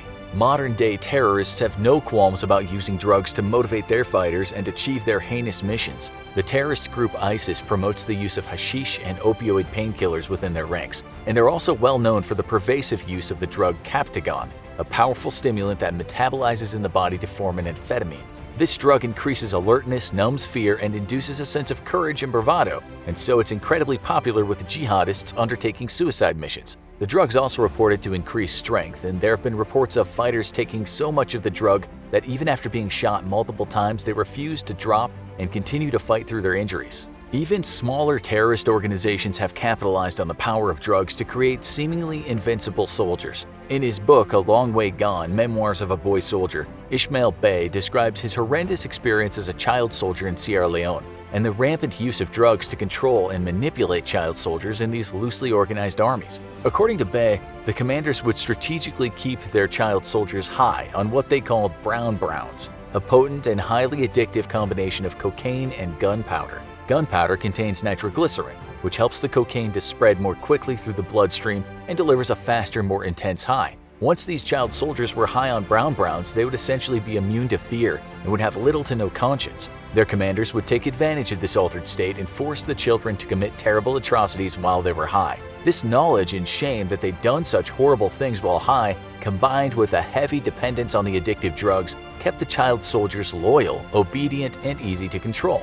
And it's not just the so-called bad guys still feeding the drugs to their soldiers the present day. As long as all procedures are followed to a T, the US military still issues amphetamines to pilots assigned to 8+ hour-long flight missions. These dexedrine pills, known as Go pills, promote wakefulness and keep their pilots alert on long endurance missions. To help soldiers calm down after battle and to combat the energy-boosting effects of the dexedrine pills, the US military also issues what they call no-go pills or sleeping pills to help soldiers recover and be ready for their next mission. Other countries are following suit. In the UK, France, and India, the drug modafinil has recently replaced amphetamines for use in endurance missions and to combat sleep deprivation among pilots and other members of the military. The history of warfare and the history of drug use are inextricably linked, and with modern militaries continuing to use substances to alter their soldiers and enhance their performance, this is a trend that shows no signs of slowing down.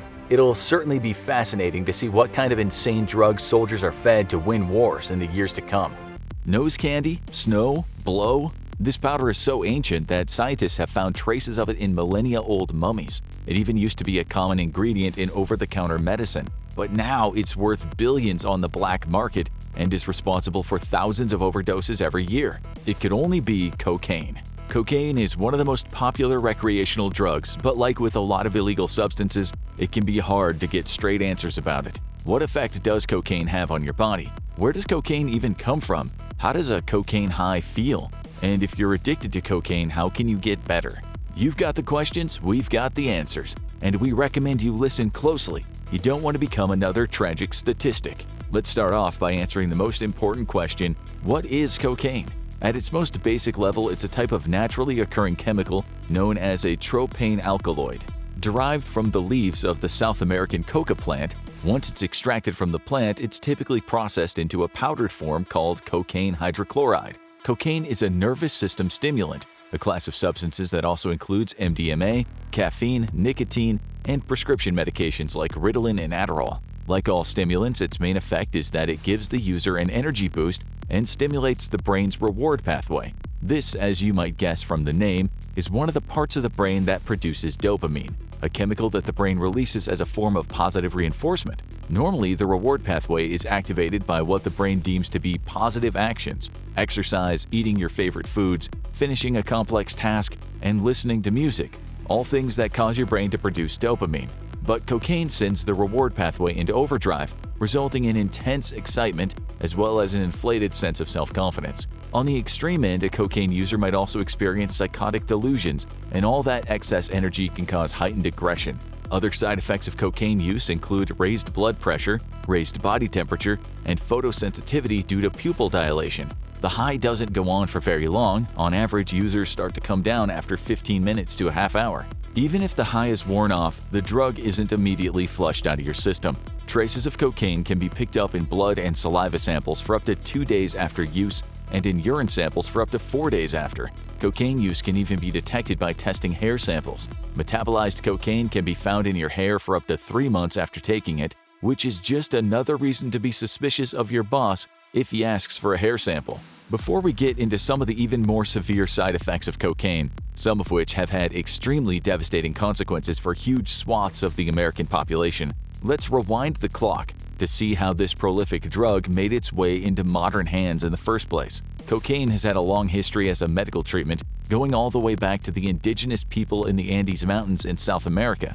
Evidence recovered from mummies in the region suggests that cocaine has been used in the area since at least 1000 BC. The Wari and Inca people frequently used the coca leaf as a stimulant, painkiller, and as treatment for altitude sickness when climbing up and down the Andes Mountains. Coca leaves are still used in the same way to this day by the people who live in and around the Andes. Typically, the leaves are chewed or boiled in a kind of medicinal tea. It can also be used to treat mouth ulcers and toothaches by wrapping coca leaves around alkaline burnt ashes and placing the sachet inside your mouth. Coca leaves were also consumed to lessen the effects of cold and hunger, which are common problems for people living in remote, high-altitude locations. When the Spanish first invaded South America, they saw the locals using coca leaves and immediately knew they wanted some of those magic leaves for themselves. When Francisco Pizarro conquered the Inca people in 1532, the Spanish Empire began exploiting the coca plant, forcing the natives to farm it in mass quantities so it could be exported back to Europe.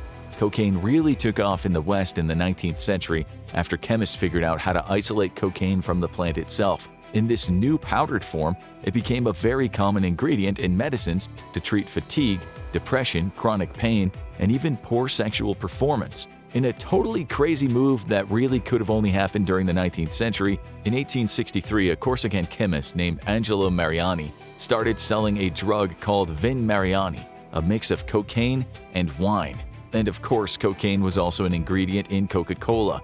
Like a lot of soda fountain classics, Coke was originally sold as a patent medicine, a type of brand name over-the-counter drug that was very popular in the 19th century and had dubious health benefits. In the early 1900s, however, an FDA crackdown on quack medicine and a push for cleaner labeling on consumer products led to a lot of patent medicines disappearing from shelves. The ones that did survive did so by drastically changing their formulas and rebranding as soft drinks, including Coca-Cola, which was totally cocaine-free by 1929. Cocaine was phased out of a lot of medicines over the course of the 20th century, though its effectiveness as a numbing agent and a vasoconstrictant means it's still used as a topical anesthetic to this day. It's most common in nose, eye, and throat surgery, where the blood vessels are very delicate and need to be shrunk to avoid damage. In terms of recreational use, cocaine exploded in popularity in the 1970s and 80s when it became associated with the clubbing culture and gained a glamorous reputation for being the drug of choice for rich playboys and rock stars. Cocaine's pretty versatile as far as drugs go, and it can be taken in a number of ways. Most commonly, the powder is rubbed onto the gums or inhaled through the nose, but it can also be dissolved in water and taken via injection. Its freebase form, known colloquially as crack cocaine, we'll talk about crack again later, is also smoked. Cocaine usually isn't taken orally though. With a pKa of 8.6, cocaine is a weak base which interacts with the digestive acid in a way that makes it absorb poorly through the stomach. You can still get high from ingesting cocaine, but the effect is weaker and it takes longer to kick in. Conversely, absorption of cocaine through the gums or nostrils means the chemical crosses the blood-brain barrier faster than other methods. When taken this way, the cocaine high will hit within only a couple of minutes of taking the drug. The quick fix nature of cocaine is one of the biggest drawbacks of taking it. It's addictive. Like we said earlier, the high only tends to last about 30 minutes and you begin developing a tolerance to the drug's effects from the very first dose. On top of this, as is the case with a lot of stimulants, the users experience an unpleasant mood and energy crash when its effects start wearing off. So in order to delay the come down, users might keep taking bumps to prolong the high, even though each bump will have less and less of a positive effect each time, meaning that more and more doses are required to reach the desired high. Given what cocaine does to your blood pressure, this can have extremely deadly consequences. Cocaine overdose can cause heart attacks or stroke, and habitual cocaine use can lead to all kinds of serious heart conditions, as well as the onset of stress-related disorders and psychosis. Coke bugs is a common delusion suffered by cocaine users going through psychotic episodes, where the sufferer believes that bugs are crawling under their skin. Most people who use cocaine only do so casually, in no small part because of how expensive the purer strains of cocaine can get. They might try it once or twice while at a party or a club, and may never do it again. But that doesn't mean they're totally off the hook, as even casual cocaine use has its negative effects. Snorting cocaine can cause damage to your nasal passages in the short term, a blocked or runny nose on the mild end, and nosebleeds on the more severe end. Remember when we said that cocaine will shrink the blood vessels when it's applied? Well, when you combine that with a rise in blood pressure, it means that more blood is trying to get through the veins that are becoming thinner and thinner, leading to blood vessels in the nose rupturing and leaving you with a bloody nose. The damage done by infrequent cocaine use can heal on its own, but habitual users can often suffer from a constantly runny nose, chronic nosebleeds, complete loss of their sense of smell, and a weakened immune system. In extreme cases, people who regularly snort cocaine can contract something called invasive fungal sinusitis, a nasty infection that causes parts of the nose to rot. Even if you don't catch invasive fungal sinusitis, cocaine abuse can still make part of your nose rot off. The powdered form of cocaine is cocaine hydrochloride. So when you absorb the cocaine, you're left with the hydrochloride. If too much hydrochloride builds up in your nose, it can form hydrochloric acid, which breaks down the cells in the nose over time. Ouch! Cocaine isn't very good for your teeth either.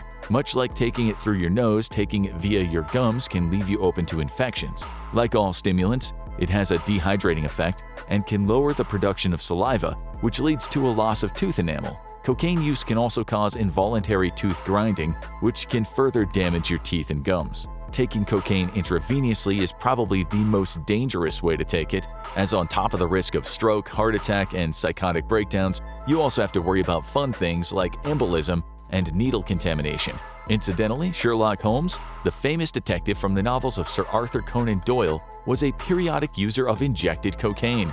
It goes without saying that this was a little more normalized during the Victorian era than it is now. Strangely enough, people who consume cocaine this way also often report getting tinnitus straight after injecting, which usually lasts for a couple of minutes. Those who inject cocaine are more likely to overdose, as the high wears off a lot faster than it does when taken through the nose or gums. Cocaine is also sometimes mixed with heroin to create something called a speedball, which is extremely dangerous as the complementary effects of the two drugs together make it hard to recognize symptoms of overdose. A lot of people have died as a result of a speedball overdose, including a number of celebrities such as John Belushi, River Phoenix, and Philip Seymour Hoffman.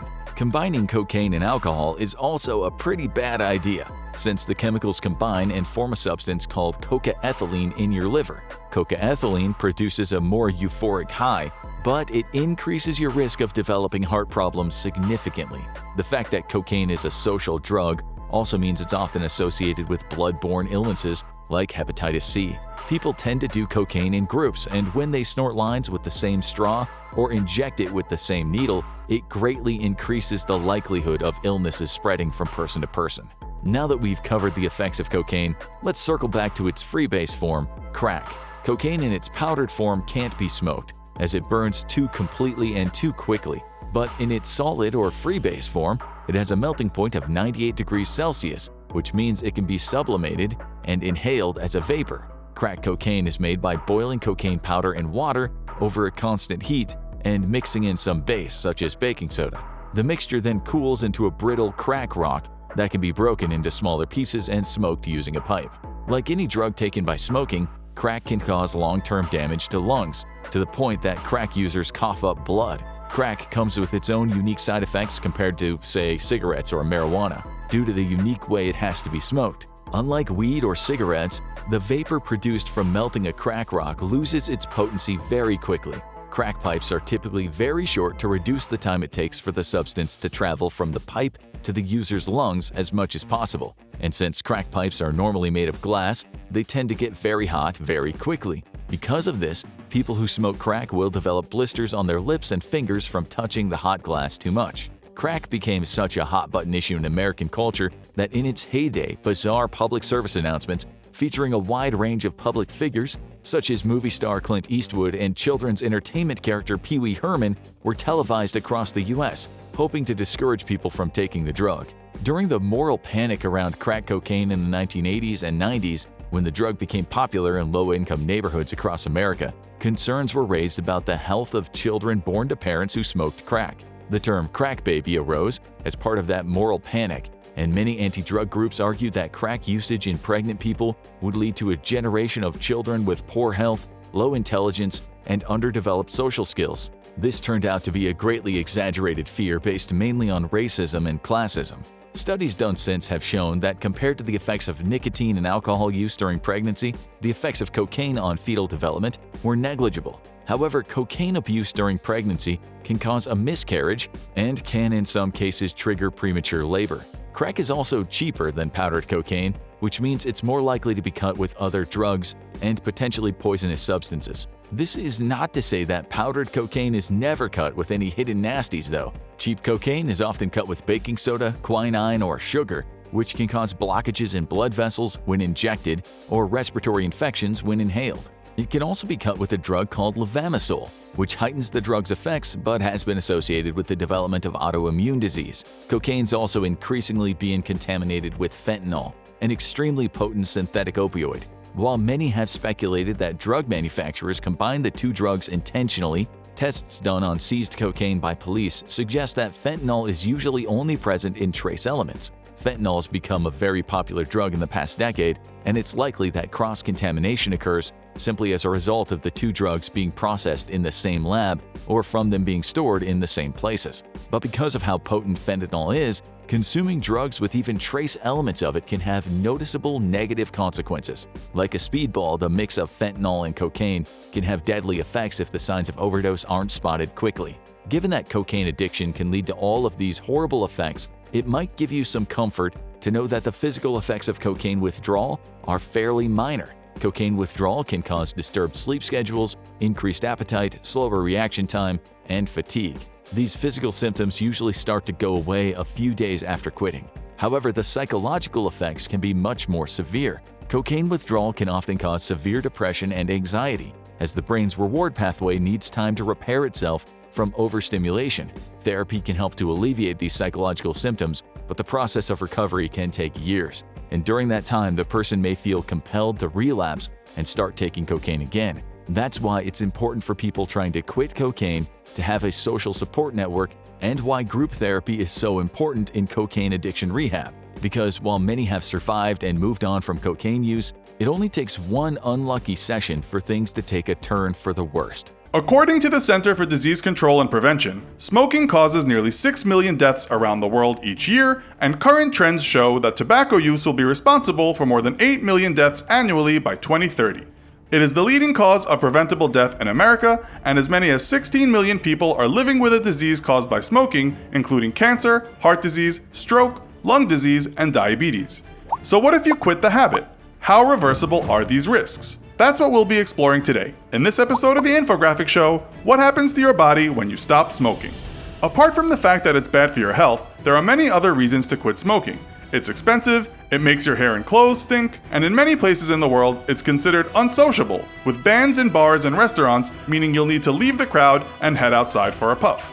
There are plenty of pluses to kicking the habit, but what will the health results be? Let's take a look at how your body will change as time passes once you've quit smoking. 20 minutes. In less time than it takes to commute to work, your body will already be fixing itself. 20 minutes after the last cigarette is stubbed out, your pulse and blood pressure start to drop back to normal, circulation will start to improve, and your hands and feet will warm to their usual temperature. 12 hours. Cigarettes contain a lot of known toxins, including a harmful gas, carbon monoxide. This gas can be fatal in high doses, as it prevents oxygen from entering the lungs and blood. At 12 hours, halfway through your first day, your carbon monoxide level is back to normal, which is great for your heart, as it doesn't have to pump as hard to get enough oxygen to your body. Unfortunately though, it's at this point you'll be feeling the withdrawal and cravings. A couple of ways to fight these feelings are by chewing gum or sipping water. 24 hours. Well done, you've hit the 1-day mark. And the good news is that after just 24 hours, a person's blood pressure begins to drop, decreasing the risk of heart disease and blood clots that can lead to stroke. If you smoke a pack a day, you're twice as likely to have a heart attack as a non-smoker, and that risk has already been reduced considerably after just 24 hours. And with oxygen levels on the rise, physical activity and exercise will already feel easier.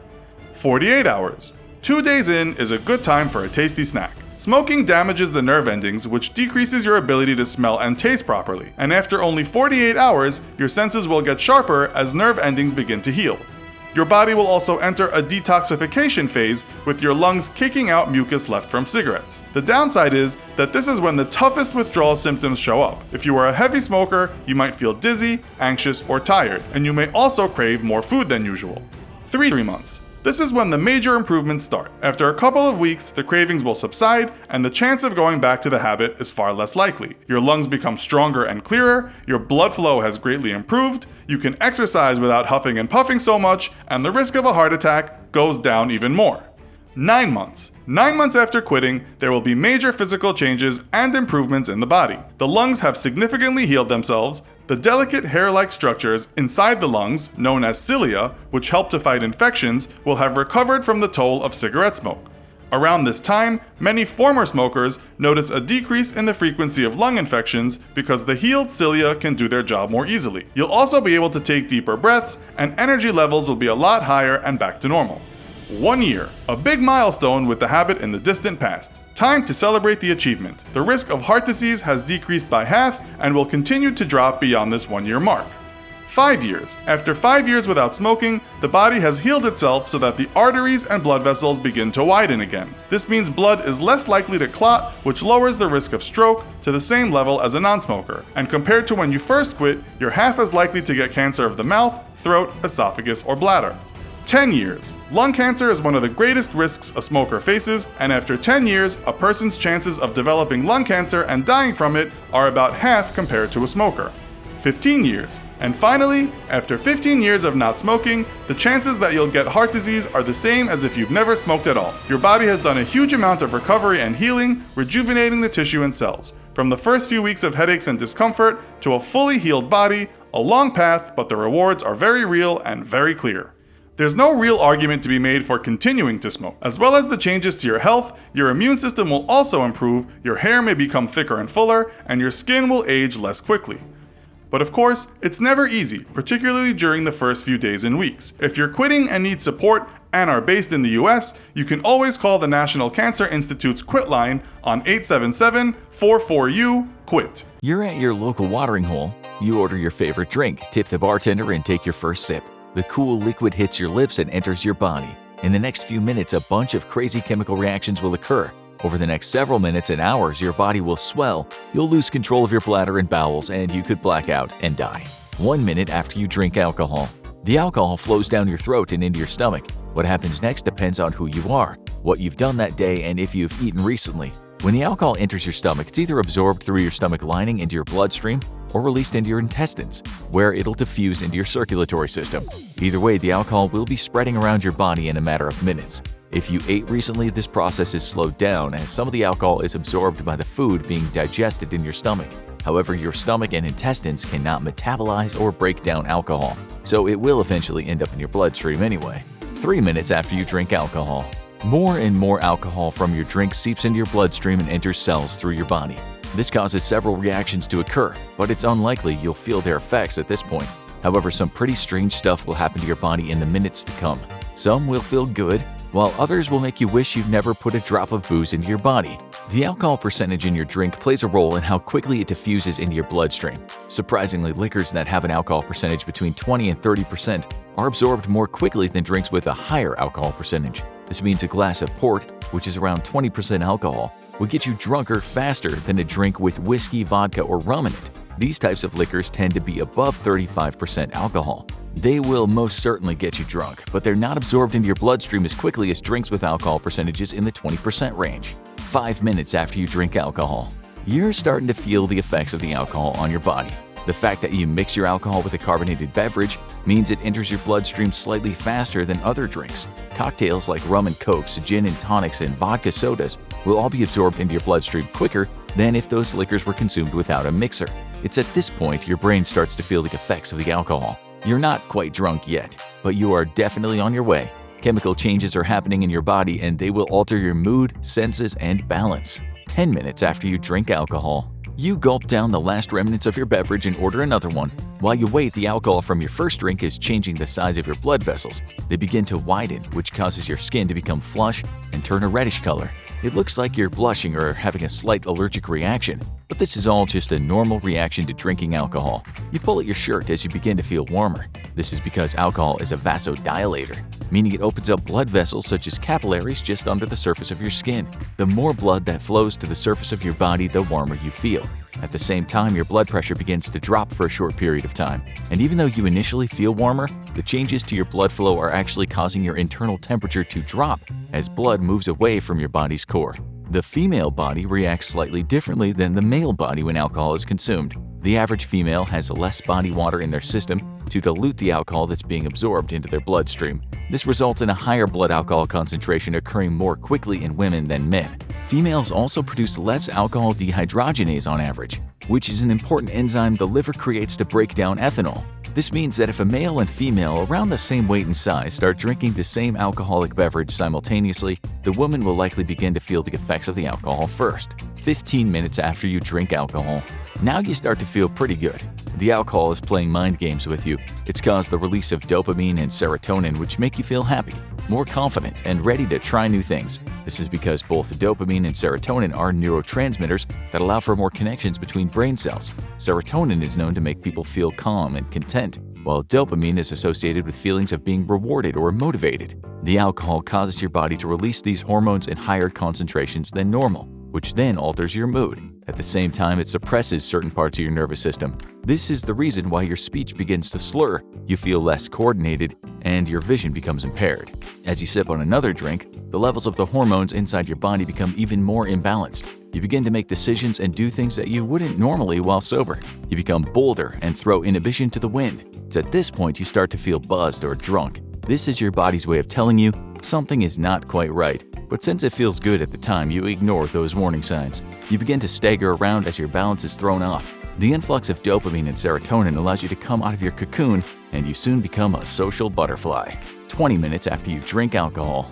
Your liver has now started to process the alcohol flowing through your body. It's a slow process, which is why the effects of drinking can last so long. On average, the liver can metabolize around 1 ounce of alcohol every hour. In most mixed drinks, you're consuming at least 2 ounces of alcohol, and chances are you're having more than one drink during a night out. This means that if your blood alcohol level reaches 0.08, which is the legal limit, it can take around 5.5 hours for your liver to remove all of it from your system. As your liver works overtime to break down the poison you're putting into your body, you continue to talk to everyone you come across and make new friends. With every breath, you exhale some of the alcohol in your system. This is why you can literally smell alcohol on someone's breath after they've been drinking. By the time your body completely breaks down the alcohol flowing through your bloodstream, you will have breathed out around 8% of the total alcohol you consumed. The alcohol gets into your breath by diffusing out of the blood and passing through your lungs. This is the same way that your body releases carbon dioxide. It's this evaporated alcohol that's released by your respiratory system that breathalyzers use to calculate blood alcohol levels. Even if you mask the scent of the alcohol using gum or mints, the molecules are still being released in your breath. You might be able to hide the smell from another person, but this will never trick a breathalyzer. 25 minutes after you drink alcohol. You now look a little red in the cheeks. You have a slight cognitive impairment and are releasing alcohol from your lungs like a fire-breathing dragon. But while all this is happening, you also have the irresistible urge to go pee. You race to the bathroom before you have an accident in your pants to relieve yourself. If you don't make it in time, you can blame it on the alcohol, but you'll still need to change clothes. The alcohol in your blood suppresses the creation of the antidiuretic hormone, or ADH, that's produced by the body. ADH signals the kidneys to reduce the amount of water they're releasing, and now that there's less of this important molecule being produced, your kidneys are flooding your systems with more and more water. This causes you to have to urinate frequently as a way of excreting the excess water. However, it also can cause another nasty side effect. Other than being at risk of peeing your pants, the suppression of ADH by alcohol can also lead to dehydration. As you release more and more fluids by peeing constantly, your body is unable to retain the water it needs for cellular and life processes. This is one of the reasons it's important to drink water with every alcoholic beverage you have. If you don't replenish your fluids while drinking, it can lead to headaches, exhaustion, and a nasty hangover the next day. It's also important to note that even if you are mixing your alcohol with another liquid, this will never be enough to keep you hydrated. You should also steer clear of sodas and sugary drinks, as they can only exacerbate the hidden problem of dehydration. Your best bet for replenishing your body's fluids is to drink water, and lots of it. Yes, this might cause you to pee even more, but as long as you keep drinking water, your body will be able to break down and excrete the alcohol in your system while maintaining somewhat stable fluid levels. 30 minutes after you drink alcohol. Now that your body has released some of your water stores, it makes it slightly more difficult for some cellular processes to occur. H2O is a vital component in most reactions in your body. Your liver is the only organ that can actually break down the alcohol, and it is working overtime to try to eliminate the poison that's circulating through your system. Because that's what alcohol is, you're essentially poisoning yourself. It just happens to make you feel good. That being said, almost anything in moderation is okay, and that goes for alcohol as well. Too much alcohol can definitely kill you, but so can too much sugar, salt, and water. At this point, your liver starts to oxidize the alcohol and convert it into water and acetaldehyde. This molecule can cause problems for your body later on in life, but right now, it's the only way that the alcohol can be removed from your system. The more you drink, the longer this process takes, and the higher your blood alcohol content will be. It's the inability of your liver to keep up with the amount of alcohol you're consuming that leads to alcohol poisoning. As you continue to drink, your body continues to try to keep you alive. Something terrible is happening to your brain. At first, the alcohol makes you feel good, but behind this illusion, damage is being done to your brain cells. What happens next could determine whether you live or die. 45 minutes after you drink alcohol. Your choices while drinking matter. If you've consumed several drinks very quickly, your blood alcohol levels will be high. If you have been sipping on a drink or two throughout your time at the bar, your blood alcohol levels will be relatively low. This doesn't mean you won't become drunk, it just means you've given your body time to break down some of the alcohol before consuming more. Your blood alcohol level determines how much damage is being done to your brain. Subliminal intoxication is the first stage of being drunk. It occurs when your blood alcohol content reaches between 0.01 and 0.05. You might not look intoxicated at this point, but you are definitely getting there. Your reaction time has slowed and your judgment has been altered slightly. Everyone's body is different, which means people will respond differently to the amount of alcohol in their system. But as you pass this first stage, you will develop the telltale signs of someone who is intoxicated. At a blood alcohol content of between 0.012 and 0.03, you're in the euphoria stage of becoming drunk. This is when the body has raised dopamine levels and you're feeling pretty good. It's at this point that you feel buzzed or tipsy. Your reasoning and memory become impaired and you feel confident and relaxed. Many people try to achieve this by having a drink to wind down after work. However, if you continue drinking, you will inevitably pass into the next zone of inebriation. As your body reaches a blood alcohol content of over 0.08, you're now considered legally intoxicated. It's when your blood alcohol content reaches 0.09 to 0.25 that the connections within your occipital lobe, temporal lobe, and your frontal lobe are highly affected. This can cause blurred vision and impaired decision-making. Your reaction time becomes immensely slower than normal, which makes doing basic tasks more difficult and even dangerous. You should not be driving a car or engaging in any activities that could potentially put yourself or others at risk. It's around this level that you might begin to feel nauseous as your body tries to lower the amount of alcohol in your system any way possible. If you reach a blood alcohol content of between 0.18 and 0.3, many parts of your brain struggle to function properly. The cerebellum, which is the area responsible for coordination, is especially impacted negatively. This is why when your blood alcohol content reaches these levels, you might have trouble walking.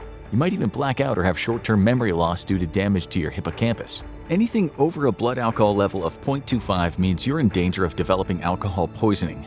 Every one of your senses is impaired, and there's a chance you could suffocate or sustain internal injuries. Once you reach levels of 0.35, you're at risk of entering a coma. This is because your breathing and circulation have become compromised due to your nervous system shutting down. It's at this point you could actually die, as critical areas of the brain that control breathing and heart rate stop functioning properly. Again, the time it takes to reach these different levels of intoxication is determined by a person's body, the type and quantity of alcohol they consumed, and how fast they've been drinking. But regardless of all that, if someone has been going hard on the booze for close to an hour, their blood alcohol levels will likely be pretty high. 60 minutes after you drink alcohol. Your body has been working overtime to break down the alcohol in your system. The shot of liquor you had at the beginning of the night has been dealt with. However, your liver still needs another hour to deal with the alcohol in that beer you drank. Luckily, you didn't have a large glass of wine, as the alcohol in that beverage can take up to 3 hours to completely be broken down. If you have been drinking consistently for an hour and you continue to do so, your blood alcohol level is sure to rise. You'll feel the levels of intoxication, and if you aren't careful, you could do serious damage to your body. 3 hours after you drink alcohol. You're home now. You feel exhausted. Your body aches slightly, and all you want to do is go to bed. Unfortunately, as you lie awake staring at the ceiling, you find you're having trouble falling asleep. The room is spinning, which makes you nauseous, and even if you don't throw up, it'll be a restless night. The alcohol in your system interferes with your brain transitioning from being awake to REM sleep. That's when your body does a lot of its repairs, and the brain converts short-term memories to long-term ones. One of the reasons you can't remember everything that happened after a night of drinking is because the alcohol you consumed disrupts the process.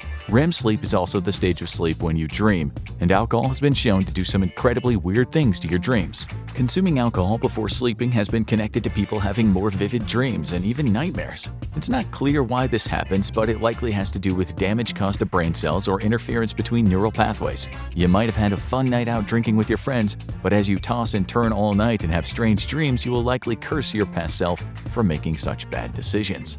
The morning after you drink alcohol. You wake up feeling like crap. You definitely overdid it the night before. To be fair, if you had only had a drink or two spaced out over the evening, you'd probably feel completely fine. But you went hard and drank a bit past your limit. Your blood sugar is low and you're dehydrated. These factors put a lot of stress on your brain, causing a killer headache to develop. Another side effect of the imbalances in your body is an increase in anxiety levels. You may have thrown inhibition to the wind the previous night, but now you're questioning every decision you made and hating yourself for overindulging. Even though you didn't black out, you can't remember the entire night. This is not because the alcohol causes you to forget memories, but it impedes your brain's ability to create new memories while you're drunk. As you struggle to remember what happened the night before, your stomach starts to grumble, your eyes open wide. You run to the bathroom and make it just in time. An explosion of diarrhea escapes your body. The alcohol you consumed the previous day has increased acid in your stomach, which has caused your stomach lining to become inflamed. On top of that, your body has been suppressing the production of the antidiuretic hormone for several hours. This has caused more and more liquid to build up in the intestines, which results in bad diarrhea the morning after a night of drinking. Now you have one mission in life: drink lots of water and force yourself to eat something. You need to make sure you replenish any fluids that are either lost from vomiting or diarrhea. On top of that, you need to consume some form of food, preferably something starchy, to soak up any remaining alcohol in your digestive system. The following days, weeks, and months after you drink alcohol. Having an alcoholic drink every now and then will likely have very minimal effects on your body. Even if you have a drink a few times a week, as long as it's in moderation, your body probably won't develop any adverse health conditions. However, having multiple drinks every day or binge drinking on weekends has been linked to several severe health problems. Consuming large amounts of alcohol can greatly increase your risk for certain types of cancers. The most well-known ones are liver and colon cancer. However, alcohol also increases your chances of developing throat, larynx, and cancer of the esophagus. Ethanol, the molecule that makes up alcohol, is not a carcinogen in and of itself. However, when your body breaks down the alcohol into acetaldehyde, this is where things can get dicey. The International Agency for Research on Cancer identifies acetaldehyde as a Group 2 carcinogen. This means that when you're drinking too much, your body produces a known carcinogen. And if you do this too often, you're rolling the dice with cancer. Your body can remove dangerous molecules such as acetaldehyde from your system, but only if you give it enough time to carry out the process. The more alcohol you consume in a short period of time, the more acetaldehyde builds up in your body, and the more likely you are to develop cancer. Heavy drinking has also been connected to an increased risk of high blood pressure, heart disease, and stroke. All of these things can be life-threatening. It's the stress you put on your brain and body when consuming large quantities of alcohol that leads to these factors developing. When drinking, your heart needs to work harder to circulate the blood around your body, so the alcohol can be broken down and removed. At the same time, alcoholic drinks can contain high amounts of calories and carbohydrates. This can lead to weight gain as a result of drinking too much. All of these factors combined put even more stress on the heart. The damage done to brain cells and pathways within the brain by alcohol can lead to memory problems and dementia, and this is in full-grown adults. Children and teens whose minds are still developing can become stunted if they consume alcohol. This can lead to learning disabilities and the underdevelopment of their brains. These side effects are one of the main reasons why the drinking age is 21 in the US. It's around this age that the brain has been fully developed. Although this is still debated. Many scientists believe the brain isn't fully developed until you turn 25. Regardless, even a developed brain can be damaged by drinking too much alcohol. There's also some research that suggests drinking can weaken your immune system. This could leave you vulnerable to viruses and bacteria that often frequent bars or anywhere where large numbers of people gather. And even if you're drinking at home, alcohol can inhibit your immune system to the point where you become more susceptible to colds or the flu. Normally, your body would easily fight off these pathogens, but overconsumption of alcohol can hinder your immune system to the point that even a small cold makes you very sick. Alcoholism is a disease and an addiction. Alcohol can fundamentally change your brain chemistry, making you dependent on the substance. This addiction can happen to anyone and is influenced by genetic, psychological, social, and environmental factors. If you or someone you know is dependent on alcohol or overconsuming the substance on a regular basis, you should talk to a medical professional immediately. Drinking socially or having an alcoholic beverage every now and then and in moderation will probably not cause you any harm.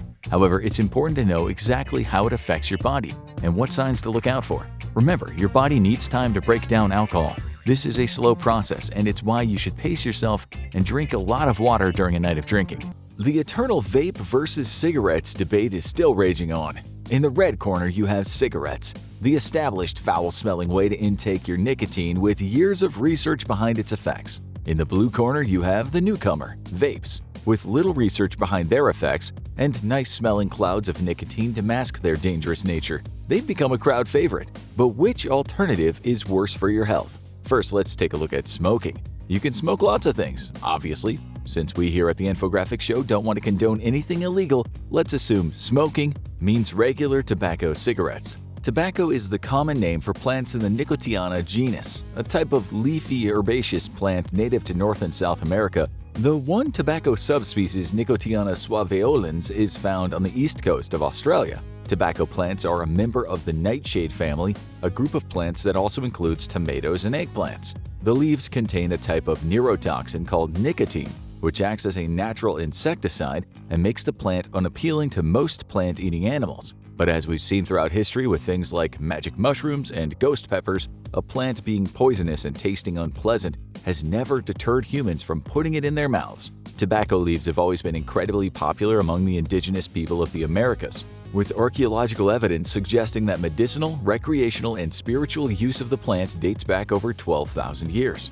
Even today, tobacco is an important part of religious rites and political agreements for the Native Americans. You've probably seen the native characters in cowboy movies smoking peace pipes before. Well, that's only one ceremonial use of tobacco in Native American culture. It's also given as an offering to the gods or as a gift to tribal leaders, and among the Cree and Ojibwe people, it's a crucial part of their purification rituals performed in a sweat lodge. When Europeans first colonized the New World, tobacco was one of the many discoveries they brought back with them, and it was an instant hit. Like the Native Americans, Europeans took to using it as a stimulant, decongestant, and topical painkiller, but they also started smoking it recreationally. Doctors raved about its effects in medical journals. One Spanish doctor even claimed it could cure 36 different illnesses in 1571. In the 1600s, there was even a popular song by Tobias Hume called "Tobacco is Like Love." But like a lot of things that were used medicinally in the 1600s, tobacco's supposed benefits would later be shown to come with some pretty serious side effects. You're not watching this video from the 1600s, presumably, so we probably don't need to tell you that smoking tobacco is actually really bad for you. So let's go through all the negative health effects of smoking tobacco. First off, while nicotine is a very effective stimulant and a painkiller, it's extremely poisonous if consumed in large enough doses. And considering the leaf of Nicotiana tabacum, the tobacco plant most often used to make cigarettes, contains about 20,000 parts per million of nicotine, it's very possible to feel some of these effects if you smoke enough. On the mild end, nicotine poisoning can cause nausea, lightheadedness, nightmares, uncontrollable hiccuping, and flatulence. On the severe end, it can cause vasoconstriction, the shrinking of blood vessels, heart palpitations, diarrhea, severe anxiety, and even death. That's bad enough on its own, but when you combine that with the fact that nicotine is also highly addictive, you got yourself a potentially lethal cocktail. Even if you decide to quit, you're still not out of the woods. You can still get nicotine poisoning from chewing nicotine gum and topical patches that smokers use to wean themselves off cigarettes. Worse than the nicotine itself is the slew of other chemicals introduced into the cigarette by the curing process. Tobacco has to be dried in the sun before being sold. This decreases the potency of the nicotine and makes it safer to consume. However, that decreased potency is quickly canceled out by the chemicals that are added during the curing process. These chemicals are meant to improve the smoking experience by doing things like helping the tobacco and cigarette wrapper burn at a more even rate and helping the body process the nicotine. But most of these chemicals are also poisonous in their own right. According to the American Lung Association, among the 600 chemicals that make up your average cigarette are ammonia, acetone, methanol, butane, and carbon monoxide. Some of those chemicals might sound familiar, so let's quickly elaborate. Ammonia is one of the chemicals that your body flushes out when you pee. It's typically also used to bleach hair and as a component of explosives. Acetone is commonly available as a paint remover. Butane is highly flammable and normally sold as barbecue fuel. Carbon monoxide isn't really used for anything, but it is a byproduct of gas stoves and fireplaces that is so toxic you rarely hear about it outside of the sentence, "Make sure to replace the batteries in your carbon monoxide detector." Cigarettes also contain formaldehyde, a preservative used to embalm dead bodies and museum specimens. These chemicals are already pretty scary, but the addition of fire to the equation makes things even more sketchy as it causes those 600 chemicals to combine and remix into more than 7,000 new compounds. At least 69 of these chemicals are proven to be carcinogenic, which is just a fancy way of saying they cause cancer. One of these compounds is known as freebase nicotine, which reaches your brain much faster than normal nicotine when inhaled. In addition to the increased risk for pretty much every type of cancer, smoking also increases your risk of stroke, heart disease, osteoporosis, vision problems, and diabetes. That's a result of the vasoconstriction that we mentioned earlier. When your veins shrink, oxygen can't be distributed through your body as efficiently, and that leads to a whole host of chronic health conditions. One of the most gruesome side effects of smoking is the fact that a lot of those chemical compounds stick around in your lungs even after you've exhaled. These compounds bind together with burnt particulates that enter your lungs along with the smoke, combining together into a sticky black substance called tar, which can seriously clog up your lungs and cause long-term breathing problems. Another big health risk of smoking tobacco is secondhand smoke. This is the reason why smoking indoors is banned in most places, and public smoking is restricted to specific places. Once there's a lit cigarette in an enclosed area, all those fun chemicals dissipate into the air, meaning that if you smoke indoors, you expose everyone around you to the same chemicals that you're putting into your own body. Obviously, it's a much smaller amount, but it can still be a significant health risk. Studies have shown that repeated exposure to secondhand smoke can increase the risk of stroke by 20 to 30% and increase the risk of heart disease by 25 to 30%. And if that wasn't bad enough, a study published in the National Library of Medicine has suggested that there might even be such a thing as third-hand smoke. It sounds crazy, but it's true according to the researchers. You can even be exposed to carcinogens left behind on surfaces that someone has recently smoked around. So yeah, your school's health class teacher was not lying. And those scary PSAs you saw on YouTube weren't exaggerating. Smoking is actually bad for you. No wonder so many people are now quitting smoking and switching to vapes. It's so much cleaner and less addictive, and oh, most vape juices still contain nicotine? Even some of the ones that advertise themselves as nicotine-free? Well, that's a bummer. Already, that's a mark against vaping, since everything we already said about the nicotine in cigarettes is also true for the majority of vapes. The history of vaping is much shorter than the history of cigarettes. While tobacco companies had been researching nicotine vaporizers and smokeless alternatives to cigarettes since the 60s, the first commercially available electronic cigarette was invented in 2003 by pharmacist Han Lick. Han was a heavy smoker, but after his father's death from lung cancer, he decided to quit. But like a lot of people, he struggled to quit. In 2001, he had the idea to patent an electronic alternative to cigarettes that would vaporize nicotine and give people trying to quit something to mimic the sensation of holding a cigarette. Han had lofty goals for his invention, hoping that someday it would replace cigarettes entirely. Unfortunately, it seems that might not work out. As of the writing of this video, Han Lick has still not successfully quit smoking. Since their invention in 2003, e-cigarettes are now more commonly known as vapes and have evolved into a variety of styles ranging from those designed to look like cigars or pipes to more futuristic designs that can cost up to $200. Regardless of what they look like, most vapes work the same way. They have a mouthpiece, a heating element, a microprocessor, a battery, and a cartridge, which is loaded with e-liquid or vape juice. The atomizer contains a heating element and a wicking material that draws the juice out of the cartridge where it gets vaporized by the heating element, hence the name. Once the liquid is vaporized, it can be inhaled just like regular cigarette smoke. On the face of it, it sounds a lot cleaner than smoking. It's basically just breathing in steam with a bit of nicotine, right? Well, just like with cigarettes, it's not just the nicotine that you have to worry about. Vaping really took off in the West in the 2010s when it evolved its own subculture. The explosion of popularity was so fast, despite most countries not yet having regulations in place, bootleg e-liquids started showing up on the markets. And just like with alcohol during Prohibition, most of the bootleg stuff wasn't exactly made with consumer safety in mind. Back in 2019, the United States experienced an outbreak of over 1,600 cases of unexplained lung injury, 34 of which were fatal. The victims of this mystery illness had one major thing in common: they were all vapers. 92% of patients admitted they'd been using black market THC vape cartridges, while the remainder reported only smoking nicotine. The CDC notes that this might not be entirely reflective of the truth, since many of these victims lived in states where cannabis was illegal at the time. The lung injury, which doctors now call e-cigarette or vaping-associated lung injury, or EVALI for short, is primarily caused by an additive called vitamin E acetate, which is a type of synthetic vitamin E typically used in topical skin cream.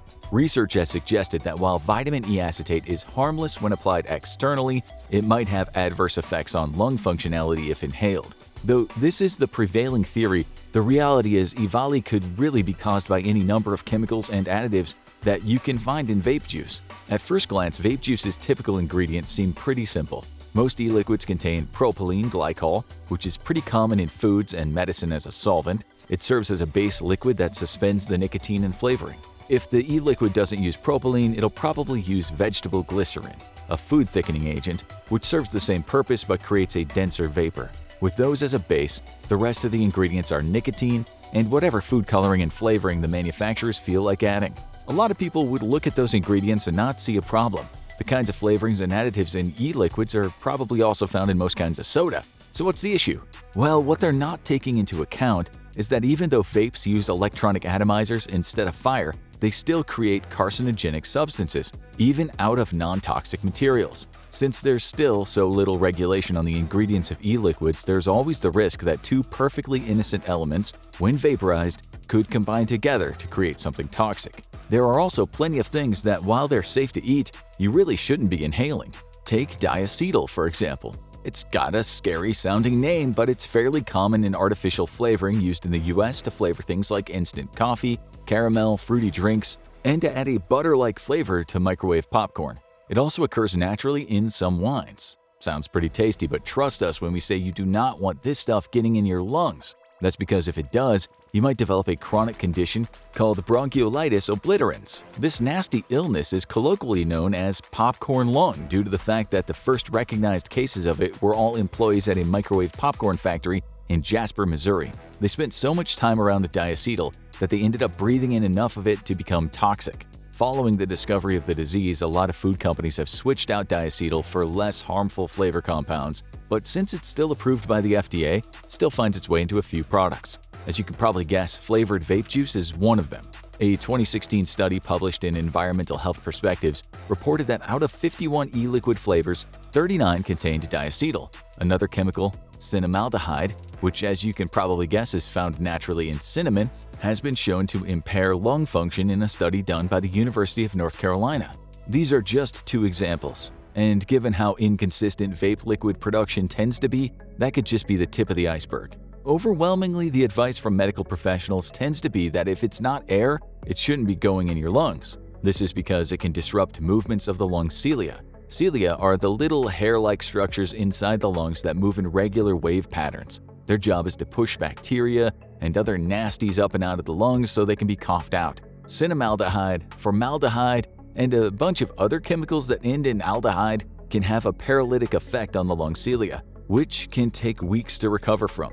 During that time, your lungs are missing a crucial line of defense against infection. Like we said before, formaldehyde is often added to cigarettes, and the effects of that on lung cilia of regular smokers have been well documented. The fact that other aldehydes, even the ones that are safe to eat, can have the same effect when added to vape liquid and inhaled is a relatively new discovery. Alright, so now we've explained the science behind the effects of both. It's time to answer the question, is vaping really healthier than smoking cigarettes? If you asked, most experts would probably tell you, yes, but only barely. E-liquid contains less nicotine than your average cigarette, and it usually doesn't contain any acetone or butane, but that doesn't automatically make it a healthier alternative. In fact, given that the effects of vaping still aren't fully understood, it is likely that new information could come out sometime in the future that proves it's just as bad for you as cigarettes. What about the commonly heard claim that vaping can help people quit smoking? Unfortunately, despite his hopes that his invention would make smoking obsolete, Honlick's ability to quit himself is pretty typical for a vapor. Most vapors continue to smoke cigarettes even after they start vaping. Emily Banks from the Australian National University Centre for Epidemiology has said that based on her research, there was limited evidence to suggest that vaping can help people quit smoking. As for secondhand smoke, there's not much research currently on whether or not walking through that guy's hot dog-scented vape cloud at the bus stop is going to put you at risk for lung disease, but a lot of people have theorized that we ought to err on the safe side and restrict vaping in public the same way we restrict smoking. Ultimately, e-cigarettes are still such a new technology, it's impossible to know the full extent to which they can be harmful to your health. The fact of the matter is, there's probably no fully safe way to consume nicotine on a regular basis. When it comes to the question of which one is the least bad, the World Health Organization's website probably sums it up best. Both tobacco products and e-cigarettes pose risk to health. The safest approach is to use neither. Heroin was first manufactured in 1898 by the Bayer Pharmaceutical Company of Germany and marketed as a treatment for tuberculosis, as well as a remedy for morphine addiction. Made from the resin of poppy flowers, other chemicals are added and it's then filtered and refined to become the street drug known as heroin. The average cost of a single dose of 0.1 grams of heroin is approximately $15 to $20 in the US, costing between $150 and $200 per day for an addict to support their habit. In this episode of the Infographics Show, we'll be exploring just how bad the drug is as we find out, what does heroin do to your body? Before we answer that question, let's first look at how the drug is taken and how many heroin users exist in the US. Heroin is an opioid derivative, and an estimated 13.5 million people in the world take opioids. of which 9.2 million are heroin users. According to the National Drug Survey on Drug Use and Health in 2016, about 948,000 Americans reported using heroin in that year, with the greatest increases being in young adults aged 18 to 25. The number of people using heroin for the first time in 2016 was 170,000, which is nearly double the number of people from 10 years previous. British newspaper The Guardian reported that in 2017, according to a study based on a survey of almost 80,000 people, heroin use among American adults has increased almost five-fold in the last decade. Researchers found that just after the year 2000, 0.33% of adults reported having used heroin at some point in their life. 10 years later, it had risen to 1.6%, which equates to about 3.8 million Americans. There are more people in the US using heroin. There are more people that meet criteria for heroin addiction, and we are seeing increases in all different social strata, in different age groups, in both sexes, said Sylvia Martins, lead author of the research from Columbia University Mailman School of Public Health. And these figures may even be low, as it's likely that many heroin users simply don't take part in health surveys. When we think of heroin, we think needles, but heroin can be smoked, which is known as chasing the dragon, and depending on the purity of the drug and the preference of the user, it can also be snorted. If injected, heroin can be administered into a vein or muscle. Heroin addicts tend to inject the drug into a vein as the effects take hold faster. Shortly after taking heroin, users report that they can feel a rush of euphoria, dry mouth, and a warm flushing of the skin.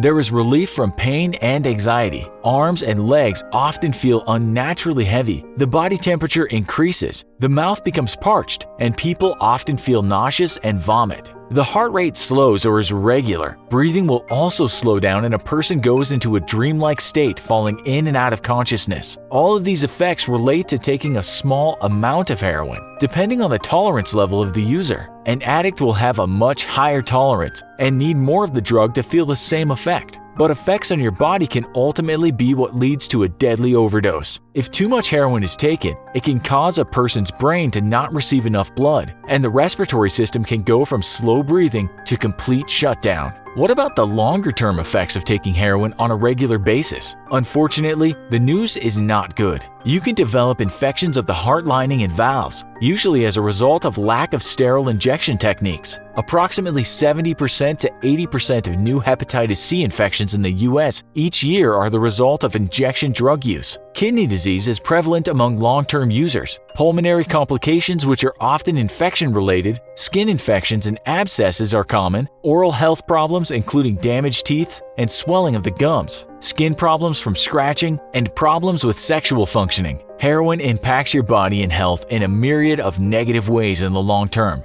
There's also the potential for permanent organ damage to the liver and kidneys, and brain damage from a lack of oxygen that occurs during overdoses. And chronic heroin users often have lung problems, including tuberculosis and pneumonia. One of the biggest issues with heroin is that it is highly addictive. Physical addiction to heroin means it's very tough to stop taking the drug as the body changes, putting the user through traumatic mental and physical side effects. A user who's been on the drug for some time will have a very high tolerance, making the withdrawal even trickier. When people are addicted to heroin and they try to stop using, they can experience extreme withdrawal symptoms from between 48 and 72 hours to even longer after stopping use. The symptoms can include extreme craving for the drug, restlessness, muscle and bone pain, and vomiting. It takes many adults several attempts to get off the drug, and many never do. Addiction recovery rates for popular 12-step groups such as Alcoholics Anonymous or AA may be as low as 5 to 10% according to Dr. Lance Dodds, the author of The Sober Truth, Debunking the Bad Science Behind 12-Step Programs and the Rehab Industry. So other than going cold turkey, which means to stop and withdraw suddenly and completely from the drug, often without support or checking into a rehab clinic, what other ways are there? In recent years, there's been a lot of research into alternative methods. We found an interesting article in the British newspaper The Guardian about a chap named Jay. Jay was smoking cigarettes and marijuana at the age of 12, snorting cocaine by 16, and by the time he turned 18, he was onto heroin and crack cocaine. Amazingly, he still went through university and managed to land a job as a banker in the City of London. But it didn't last long, with Jay's marriage, health, and life in general breaking down as he continued to take drugs. By that point, Jay was mostly taking heroin, following an unrelated stomach operation that left him addicted to painkillers before he got back onto heroin after the doctor stopped the prescription. Jay took the rehab route and checked into a $13,000 a week center in Thailand in 2016. He was clean for a while, but like many addicts, Jay relapsed. Then a friend told him about ibogaine, a drug from an obscure African plant that Jay's friend said would enable him to come off heroin without the lengthy, painful withdrawal and stay off. His friend said the drug would help Jay understand where his addictive behavior was coming from. It would invoke a spiritual experience, as if speaking to God. After a lot of online research and speaking to different doctors overseas, Jay eventually flew to South Africa to try the treatment. One Monday morning, he took a test dose of ibogaine. He swallowed a small capsule with a glass of water. An hour later, Jay felt like his withdrawals had disappeared. The next 12 to 18 hours were a blur, though he remembered one vivid dream. I could see a lady, almost like Mother Mary, shaking a finger at me. She was offering to take me to wherever she was going, and I was saying no, no, no. Jay flew back home, and in the 10 months since, he hasn't had a single relapse. He explained to the Guardian newspaper that he had developed a new sense of confidence, has a new job and girlfriend, and finally feels like a functioning member of society. With all the pain and uncertainty that surrounds heroin withdrawal, ibogaine sounds like a miracle cure. But there's a catch. At this stage, ibogaine is illegal in the US, France, Sweden, Denmark, Belgium, Poland, Croatia, and Switzerland, and is strongly restricted in the UK under the 2016 Psychoactive Substances Act. And Jay also experienced some possible side effects. Once he was back in England, he was rushed into the hospital and diagnosed with a congenital heart problem, something he said could have been exacerbated by taking ibogaine. In September last year, at an ibogaine conference in Vienna, 20 experts, including medical professionals, providers, or activists, gathered to increase awareness of the drug and to encourage more research in Europe. Whatever the answer, it's clear that heroin and other opioids are a big problem, and the epidemic is growing. In the US alone, deaths from opioids have been rising sharply for years, and drug overdoses already kill more Americans under the age of 50 than anything else. And nearly 500,000 people across America could die from opioids over the next decade. Some call it the elixir of the gods, others call it hooch. A fancy cocktail might taste good, but it comes at a price: your health. Let's find out what the actual benefits are to giving up alcohol. Seconds after you stop drinking, your liver slowly filters out the toxins and sugars found in the alcohol. The molecule ethanol is what makes you feel drunk. It does this by binding to receptors in your brain. Most notably, ethanol binds to glutamate neurotransmitters, which in turn causes the brain to respond slower to stimuli. Along with glutamate neurotransmitters, there are several other receptors that ethanol binds with that slows brain function. The result of these inhibited receptors is what we call drunkenness. The reversal of this process can take a while, and the hangover that ensues after a heavy night of drinking is a mix of your body trying to get rid of the ethanol and other harmful molecules, along with dehydration. Unfortunately, if enough ethanol builds up in your system, it can kill you. After about an hour, your body has filtered your blood several times and metabolized the drinks you've had.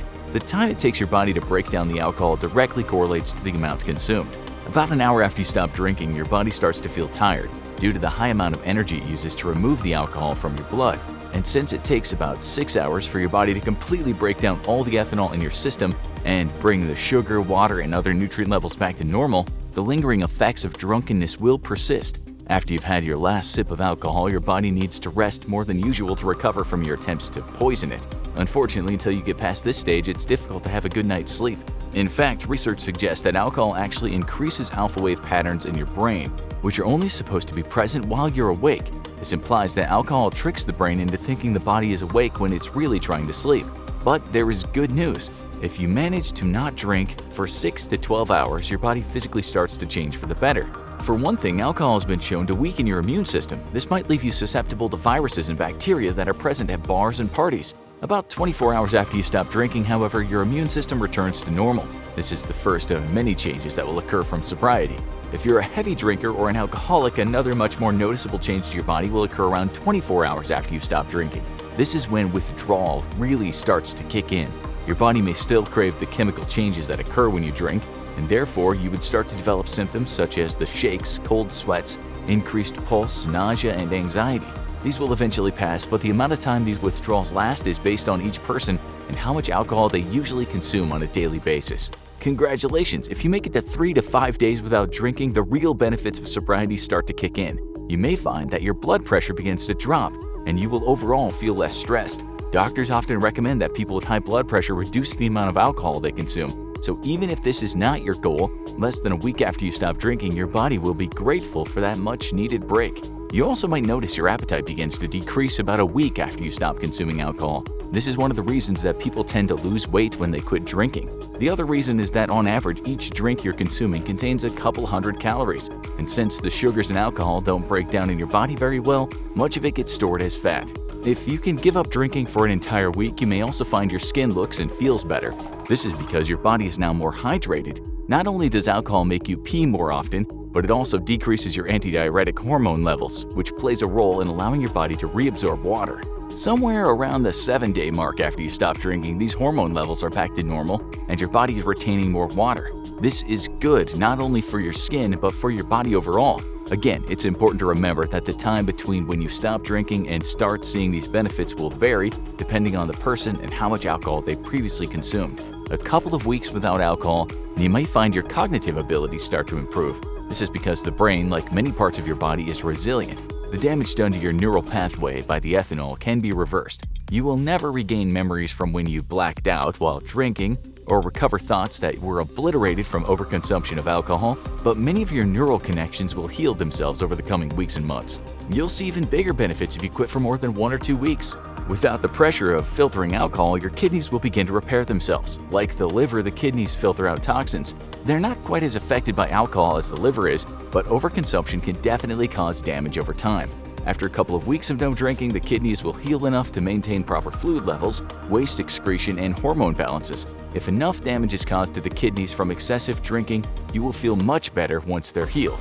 The organ that takes the brunt of the damage when you drink is the liver. It's a vital structure, and without it, you can't survive. So about 3 weeks to a month after you completely stop drinking, your liver will begin to thank you. It's around then that the tissue will start to regenerate fully and the liver will repair itself. Without having to worry about alcohol, the liver can focus on breaking down other toxins that are produced by the body, which overall will make you feel healthier. The regeneration of damaged tissue takes time, but it happens much quicker when you stop drinking. A month or 2 after your last sip of alcohol, your liver will begin working at full power again. Just reducing the amount of alcohol you consume on a weekly basis can be beneficial for your liver. But if you really want to thank this vital organ for all it's done to keep you alive, there is nothing better than giving it a rest from breaking down alcohol. And if liver regeneration wasn't a big enough benefit, there's another major change that will occur to your body after not drinking for around a month or 2. I'm sure you've heard that a glass of wine a day can improve the health of your heart. Well, too much drinking can also damage your heart and increase your chances of having a heart attack or a stroke. Around 2 months after you stop drinking, your heart will have repaired most of the damage caused by overconsumption of alcohol. However, the best thing you can do to increase heart strength is to exercise. By reducing or completely stopping your alcohol consumption and exercising more, your heart can become stronger and healthier. Even though this next change doesn't directly impact your body, something amazing happens when you stop drinking for a few months. Your bank account suddenly starts looking healthier too. Having more money could lead to less stress in your life, which would definitely be beneficial to your health. Research has shown that people who drink socially end up spending between $500 to $1,200 on alcohol annually. But if you live in a more expensive city and enjoy going out for drinks frequently, these numbers can be much higher. People who stop drinking have noticed that the money they saved was enough for a down payment on a car or to take the vacation they've always wanted to go on. These are clearly positive impacts on your life that may result in less stress and increased happiness. Interestingly, stress has a very similar effect on the body as alcohol does. It can increase blood pressure, cause heart problems, negatively affect your skin, and cause depression. Months after you stop drinking, your body might feel 100 times better due to a combination of less stress and allowing your organs to repair themselves. One of the most surprising changes to your body after you stop drinking happens without you feeling anything. The U.S. Department of Health and Human Services has found that alcohol can be a carcinogen. This means that there's a chance the substance can cause cancer. The research suggests that people who consume large amounts of alcohol are at a higher risk for certain types of cancer, which makes sense when you think about it. Since your body technically sees alcohol as a toxin and your liver is responsible for removing that toxin, It's no surprise that people who are heavy drinkers have a high risk of developing liver cancer. Some research also suggests that alcohol can cause an increase of cancer in the esophagus as well. More research needs to be done, but there does seem to be a correlation between heavy alcohol consumption and increased risk of cancer. This means that once you stop drinking, you're actually lowering your chances of your body developing cancer, and this benefit doesn't just persist for a few years, but for the rest of your life. Just to be clear, most doctors and scientists agree that occasionally drinking alcohol poses very minimal health risks. In fact, consuming alcohol in moderation might have some health benefits. However, health problems arise when overconsumption occurs. But to be fair, this is true with almost anything you put into your body. When you stop drinking, your body goes through several changes over time. But even if you only reduce the amount you drink, similar beneficial effects can occur. If you're planning to do something like Sober January, or want to cut off alcohol for a bit and see how it goes, just know that you will definitely feel better after the initial shock to your system. However, the health effects that come from long-term sobriety probably won't occur in just a single month. If you want to drink from time to time, that's okay. You can still receive some of the benefits mentioned in this video just by limiting your alcohol consumption to 1 drink or less a day. By reducing alcohol intake, your body can recover and you can live a long and happy life, while also having a glass of hooch every now and then. Where there's a will, there's a way is a famous proverb, meaning that if someone is determined enough to do something, they'll find a way to accomplish it regardless of the obstacles. This is especially true as it pertains to drug cartels, who will do just about anything to ensure their products get delivered to their clients in the US. So, what are some methods that are used to sneak drugs past Border Patrol? Well, let's put it to you this way. If you can think it, odds are it's been attempted before.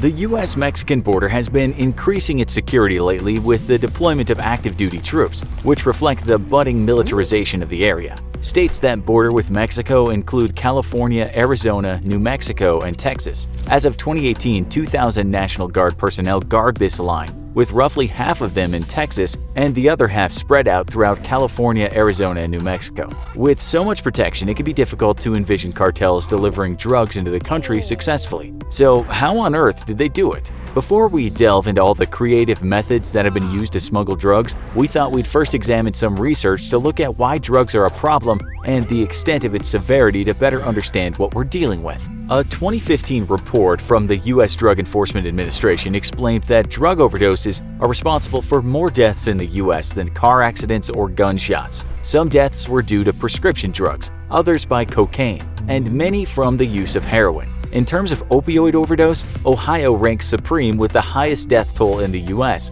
About 5,000 people are said to die from opioid overdoses in Ohio each year. This state also has some of the largest female prison populations in the country, with 35% of charges against women being drug-related. Drugs are an extremely powerful substance that can control the mind like an unstoppable force. Experiments on rats in the 1970s provided us with a lot of information on the issue. Scientists found that when given the opportunity, rats would choose to consume heroin or cocaine relentlessly to the point of destroying their bodies and brains until death overcame them through overdose. It can be difficult to resist because drugs trigger the pleasure center part of the brain, which reinforce an organism to consume more of the substance. This explains why campaigns that preach the slogan "Just Say No" often prove to be ineffective at stopping drug use. Drugs can magically alter our moods and shift us from feeling depressed and lonely to being happy and optimistic. Thus, it can be difficult to just say no to a solution for your awful feeling. Not all drugs are bad, and under the right circumstances, when monitored by a medical professional, they can be extraordinarily helpful for relieving the suffering of people who are experiencing very painful medical conditions. We spoke with some clinicians who explained that if there's a high rate of abuse or suspicion of drug abuse, this can often make doctors uneasy about prescribing certain prescription medications in fear of aiding the development of addiction.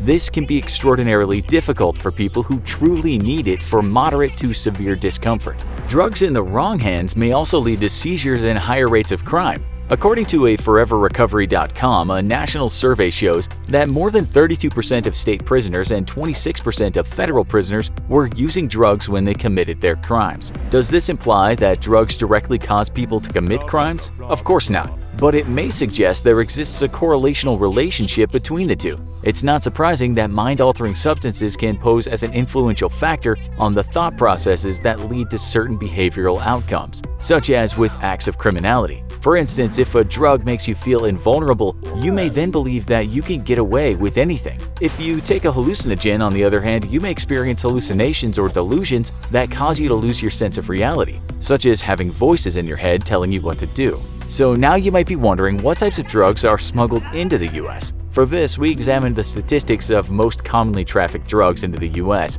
as well as the percentages of offenses per drug. Going in ascending order, statistics show that oxycodone consists of 4.6%, heroin has higher rates up to 9.8%, crack cocaine is set at 13.1%, and marijuana resides at 21.5%. Cocaine and methamphetamine consist of the most commonly smuggled drugs at roughly 24%.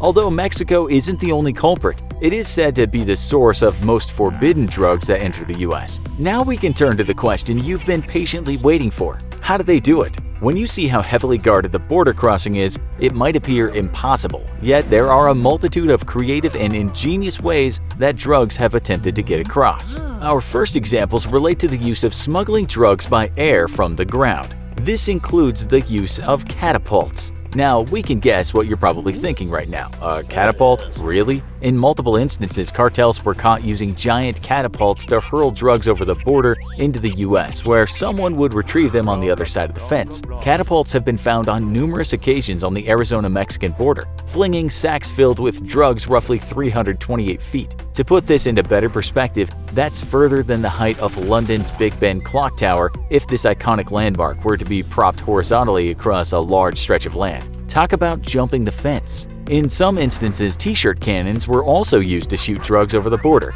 This may be unsurprising when considering that this staple of sporting events has often been used to fire contraband into prison yards as well. Mexican authorities also found and seized a homemade bazooka that was being used to launch marijuana into the United States. NPR explained that this bazooka had been adapted specifically to use a compressor for shooting out drugs. Mexican officials seized some 1,800 pounds worth of marijuana that may have reached the US by use of this bazooka. Finally, it may come to no surprise that drug smugglers would utilize the advent of drones. The Washington Examiner reported data showing that 15 drones had been spotted between Tijuana, Mexico, and Southern California from late 2017 to 2018. These drones carried drugs attached to them while flying over the border. Drones are also often used to spy on Border Patrol agents with a camera from hundreds of feet above.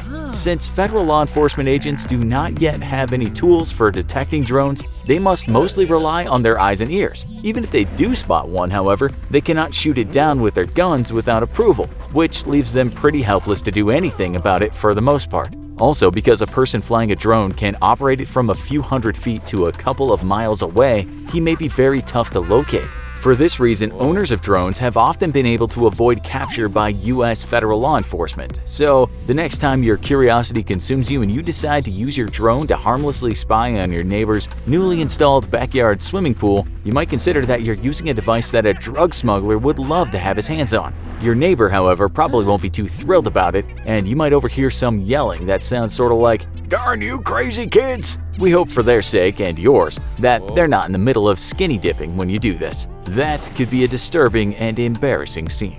So we've discussed methods of drug smuggling by air, but what about underground? In 1990, a tunnel was discovered which ran 273 feet under the ground from a luxurious home in Agua Prieta, Mexico, to a warehouse in Arizona. Oddly, this tunnel was equipped with electrical lighting, a drainage system, and a trolley for transporting the drugs. An entire fancy operation was being conducted beneath the surface, and no one had any idea. What made it even more high-tech, according to InsightCrime.org, was that it possessed a hidden switch inside the luxury home that, when activated, boosted a pool table and concrete slab below it high into the air to open the way to a narrow shaft below. We must admit, that sounds pretty cool. One of the biggest tunnels was discovered in April 2016. It ran half a mile from a house in Tijuana, Mexico, to an industrial property in San Diego. It also was equipped with lighting, rails, and a ventilation system. The tunnel was designed to transport huge amounts of drugs. We're talking tons. This just goes to show how far people are willing to use their ingenuity when it comes to earning profit from dealing drugs. We suppose this is what you get when you combine drugs with too much spare time. Now let's delve into some of the most insane ways that drugs have been attempted to smuggle into the US. From cargo boxes to the inside of cars, there are many imaginative and innovative methods people have utilized in the attempt to sneak drugs into the US. Often, religious items, relics, or associations have been used by smugglers to appear innocent, wholesome, and to try to evade suspicion. This was the case in 2013 when 3 women from Colombia attempted to smuggle 4.4 pounds of cocaine that was strapped to their legs while they were dressed as nuns. Crossing the Mexican-United States border into Texas in 2008, an elderly woman was found driving with a 7-pound memento, a statue of Jesus. She probably thought that being old in combination with possessing a religious item would make her appear like the epitome of virtue. But she underestimated the powerful smelling ability of canine noses. Drug-sniffing dogs went crazy over the statue's scent, but initially officials didn't find any drugs inside of it. They later found that this was because the statue itself was the drug. It was molded out of plaster that had been mixed with the cocaine. We're not entirely sure how the receivers of the statue planned on taking the cocaine from it, but we suppose they would have thought of some way to do it. Still, if you find yourself putting forth a lot of effort to erode a Jesus statue for a hit, it's possible that it may be time to reassess what you're doing with your life. This occasion wasn't the first time an elderly woman was used to cross the border with drugs. On August 8, 2018, an 81-year-old woman was also driving in her car when she was stopped by CBP agents. The dogs also smelled something suspicious radiating from her vehicle, a 2011 Chrysler 200. Upon investigation, agents discovered $870,000 worth of heroin stashed inside. Now, we don't mean inside the car in plain view, like on top of the seat. We mean literally inside the car, stuffed in its rocker panels. In case you don't know a lot about the internal structure of a car, the rocker panel is located along the sides of the vehicle between the front and rear wheel, basically below the doors. You lift your feet over this each time you climb in and out of your car. A lot of people probably don't normally consider using this part of their car to hide things, so that's pretty creative. In October of the same year, 9 people were arrested when conspiring to sneak meth into Hawaii. The drugs were disguised as decorative artifacts, such as Aztec calendars and statues. Simple souvenirs? We think not. One of the wildest attempts to sneak across the border occurred on October 30, 2012, when a makeshift ramp was created to scale the 14-foot-tall border fence. A Jeep, presumably containing marijuana, attempted to drive over this ramp into the United States from Mexico. The perpetrator's plot was foiled, however, when the Jeep got stuck at the top of the fence. It started teetering, which made the 2 intruders panic and flee back to Mexico. It's comical to imagine the reactions on the faces of the officials when they first arrived at the scene.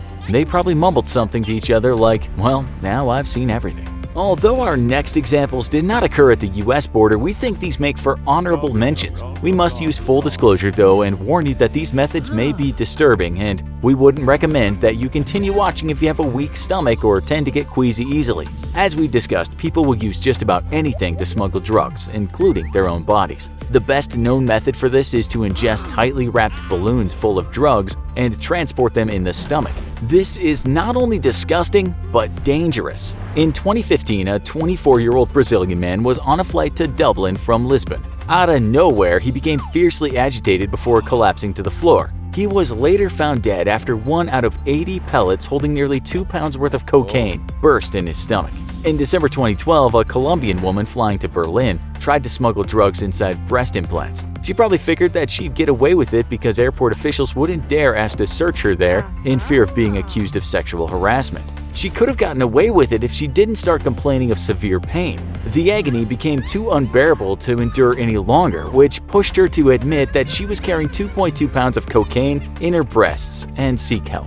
More recently, in 2018, a Brazilian man wanted to transport 2.2 pounds of cocaine into Portugal. He did this by using padded swim trunks. The drugs were stored inside a pair of fake butt cheeks made of 2 cushion-like implants that were attached to his shorts. We suppose that, like the breast implant woman, he thought he could get away with pretending to have a huge rear end. If officials grew suspicious and asked to search him, he could simply act insulted and say something like, "No, I'm not carrying anything. That's just my butt. Hands off, please." But the man did not fool anyone, and police quickly caught on to his scheme.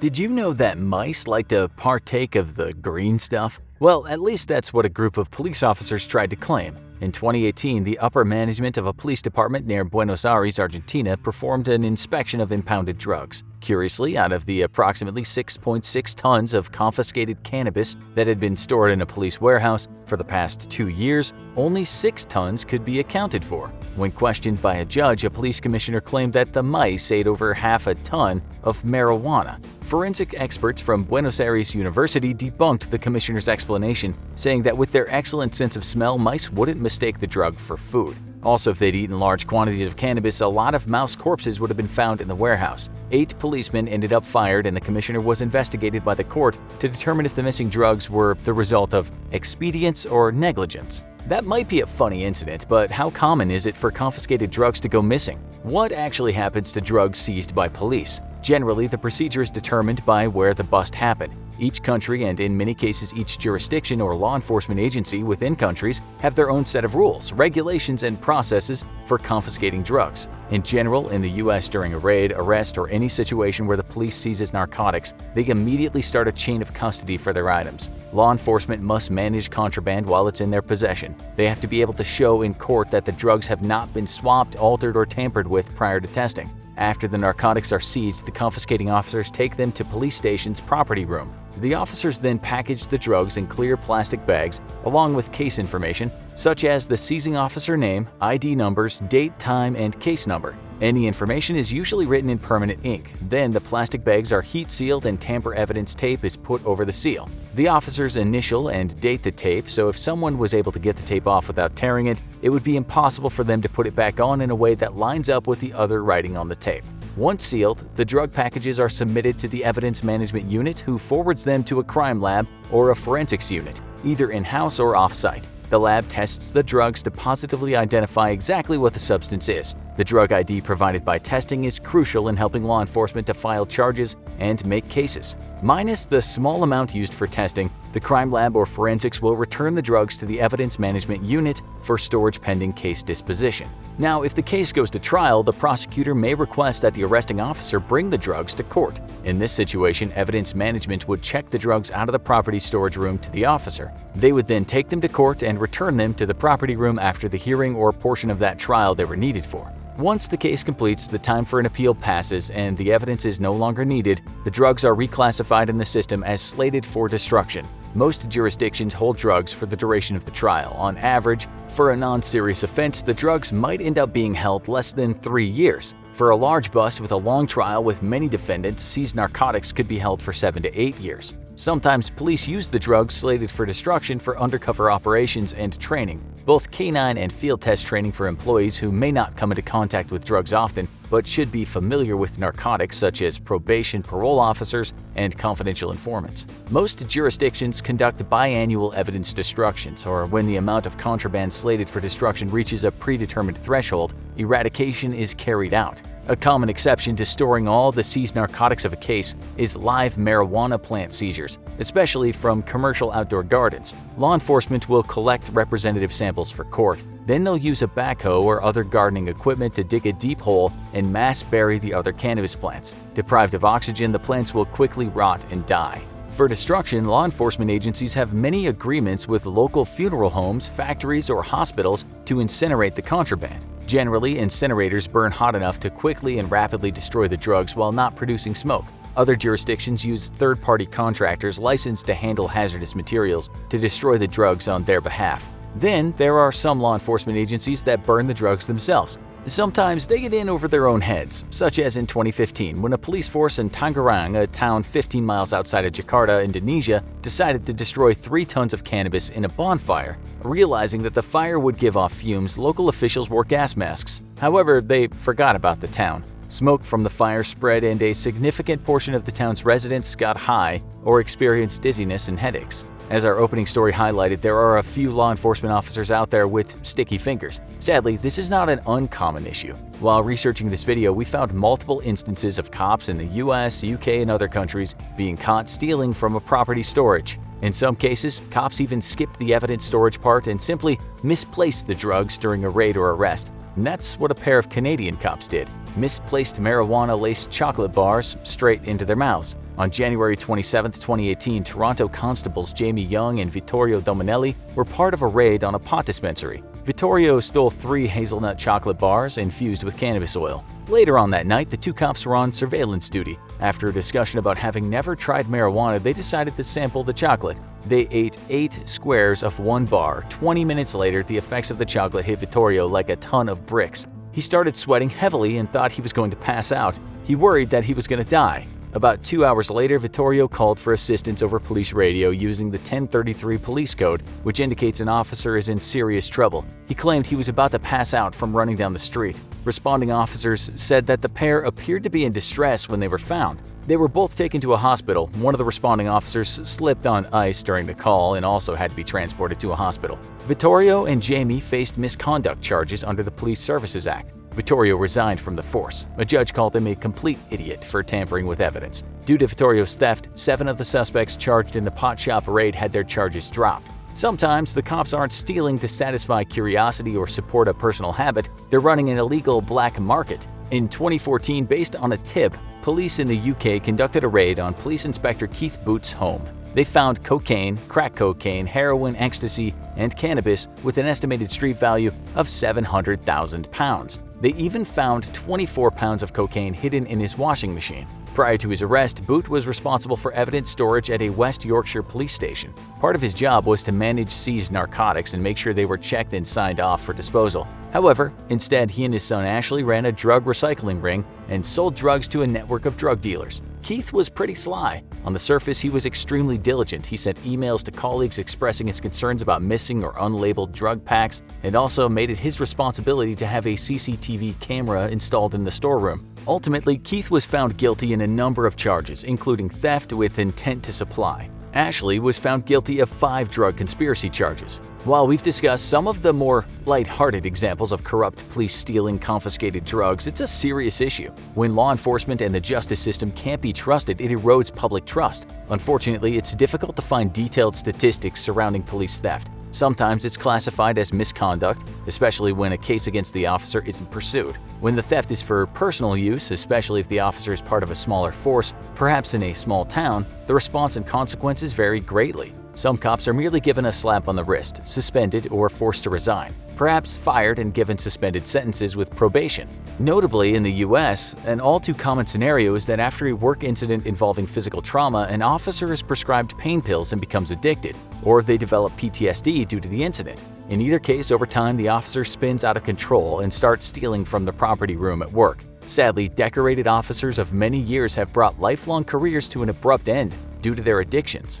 For larger law enforcement groups, such as those servicing a city, and for scenarios where stealing confiscated drugs were just one aspect of overall poor behavior from an officer, the end result was often jail time, often after an investigation or a sting from the feds. Sometimes, staff other than police are derelict in their duty of the application of law in regards to impounded drugs. In June 2011, discrepancies were found in the paperwork of Annie Dukin, a chemist at the Hinton State Laboratory Institute in Boston. This lab IDs narcotics for several counties in the state of Massachusetts. Further investigation revealed that Annie had forged the initials of an evidence officer in her logbook. Despite being suspended from lab duties, Annie was still allowed to testify in court for 8 more months, until February 2012, when Boston district attorneys were notified of the breach in procedure. Annie was finally placed on administrative leave and quit soon after. A police probe uncovered that for years Annie had altered and faked test results to hide her frequent dry labbing, or visually identifying samples without actually testing them. She only actually tested around 1/3 to 1/5 of the 60,000 drug samples that crossed her desk. Some co-workers had even brought concerns about Annie to their bosses, who turned a blind eye. It also came out that Annie didn't have a master's degree in chemistry from the University of Massachusetts Boston, as she had claimed on her resume and sworn in testimony. As a result of Annie's falsifications, the lab was shut down. Multiple charges, including 17 counts of obstruction of justice and 8 counts of tampering with evidence, were brought against her. Annie was sentenced to 3 to 5 years imprisonment and 2 years parole. Her only known motive for her actions was to look extremely productive and further her career. In the end, the Massachusetts Supreme Judicial Court dropped 21,587 drug convictions that had hinged on potentially tainted samples processed by Annie. Several defendants filed civil suits. Annie's actions wreaked absolute havoc in many lives beyond court issues. Some defendants lost jobs, driver's license, or were deported. Others had marriages fall apart, lost access to kids, and paid a small fortune in lawyer and court fees. The state of Massachusetts continues to deal with the fallout from the scandal. One prominent attorney said that as many as 40,000 people could have been falsely convicted as a result of Annie's actions. Amidst threats from Russia's President Vladimir Putin, the U.S. Department of Health and Human Services made a purchase that immediately had many eyebrows raising in concern. On October 4, 2022, the HHS announced that it had purchased $290 million worth of the drug Inplate from Agmin USA Incorporated. Does the U.S. government know something the rest of the world doesn't? Vladimir Putin's threats to use nuclear weapons have been met with global condemnation, but only one country has threatened to respond with, quote, deadly consequences, end quote, should Putin move to make that faithful decision. The United States is committed to punishing Russia should it make use of even low-yield nuclear weapons in its failing war inside Ukraine. President Joe Biden, his cabinet, and the Department of Defense have all refused to answer questions on exactly what this response would be, leaving the world to guess as to what the U.S. may have planned. It's extremely unlikely that the response would be a similar nuclear attack, as the United States is committed to only using nuclear weapons in defense of itself, its allies, and those nations it has extended its nuclear umbrella to. These nations may not be formal allies of the United States, but are considered U.S. soil when it comes to the use of nuclear weapons, and a nuclear attack on them is considered a nuclear attack on America itself. This not only helps reassure nations around the world, but is meant to deter them from building their own nuclear weapons programs, thus ensuring non-proliferation of these deadly weapons. But there is one other scenario where the U.S. has reserved the right to use nuclear weapons, and that's in a first strike capacity. This doctrine is meant to discourage other nations from taking escalatory measures, including the use of alternative weapons of mass destruction such as biological or chemical weapons, by guaranteeing a nuclear response from America. Though this is only in extreme circumstances, so the United States nuclear doctrine does not extend to the issue of Ukraine. What is certain is that a response from the U.S. to Putin's use of nukes in Ukraine will be an economic one, with America and its friends and allies leveraging their considerable political clout to completely remove Russia from the world economy. This would turn Russia into a hermit kingdom overnight, and as devastating as it would be, this wouldn't lead to nuclear war, and doesn't explain why the Department of Health and Human Services bought almost $300 million worth of medicine to use in case of a nuclear attack. That's where the second likely response by the United States comes into play, because the use of nuclear weapons inside Ukraine by Russia is all but certain to at last bring the United States into the fight. Former director of the CIA and commander of U.S. forces in Afghanistan, David Petraeus, hypothesized that a U.S. response to the use of nukes by Russia would include an overwhelming conventional attack against every Russian position inside Ukraine. This would likely involve NATO partners and be carried out via a massive air campaign launched from NATO bases in the heart of Europe. The United States has already pre-positioned B-52s in Europe, capable of bringing apocalyptic levels of firepower raining down on the heads of Russian personnel. And multiple air wings of U.S. air superiority fighters are permanently based across various American military bases in Europe. Under pressure from Ukrainian forces, Russian forces would quickly collapse under the weight of American air power, even accounting for inevitable losses from Russian air defenses. U.S. stealth aircraft could also reach targets that Ukraine simply cannot, such as logistics hubs, lines of communication, and command and control nodes deep in the rear areas. Staging grounds in Crimea would certainly come under direct attack, and the Kerch Bridge, recently bombed, likely by the Ukrainians, would certainly be eliminated. Russia's dense S-400 and S-300 protective air defense network would be penetrated by stealth aircraft with low observable standoff attack munitions. But that's only the start of the U.S. response, as America would seek to brutally punish Russia for the use of nuclear weapons. As Russian forces are under attack on land, the Russian Black Sea Fleet would have its days numbered. A high priority for the U.S., Russia's Black Sea Fleet threatens Ukraine's trade routes due to its ability to block off ports along the southern coast of the country. It was also this fleet that made it impossible for Ukraine to ship its grain internationally, threatening a global food crisis. Now, NATO-supplied ground-based anti-ship weapon systems have given Ukraine some capability to keep Russian ships off their shores, but ultimately most of its merchant ships are unable to leave Ukraine due to the Russian Black Sea Fleet. The destruction of the Russian Black Sea Fleet would be a crippling blow to Russia's ability to project power in the area, but it would also have a massive financial cost as well.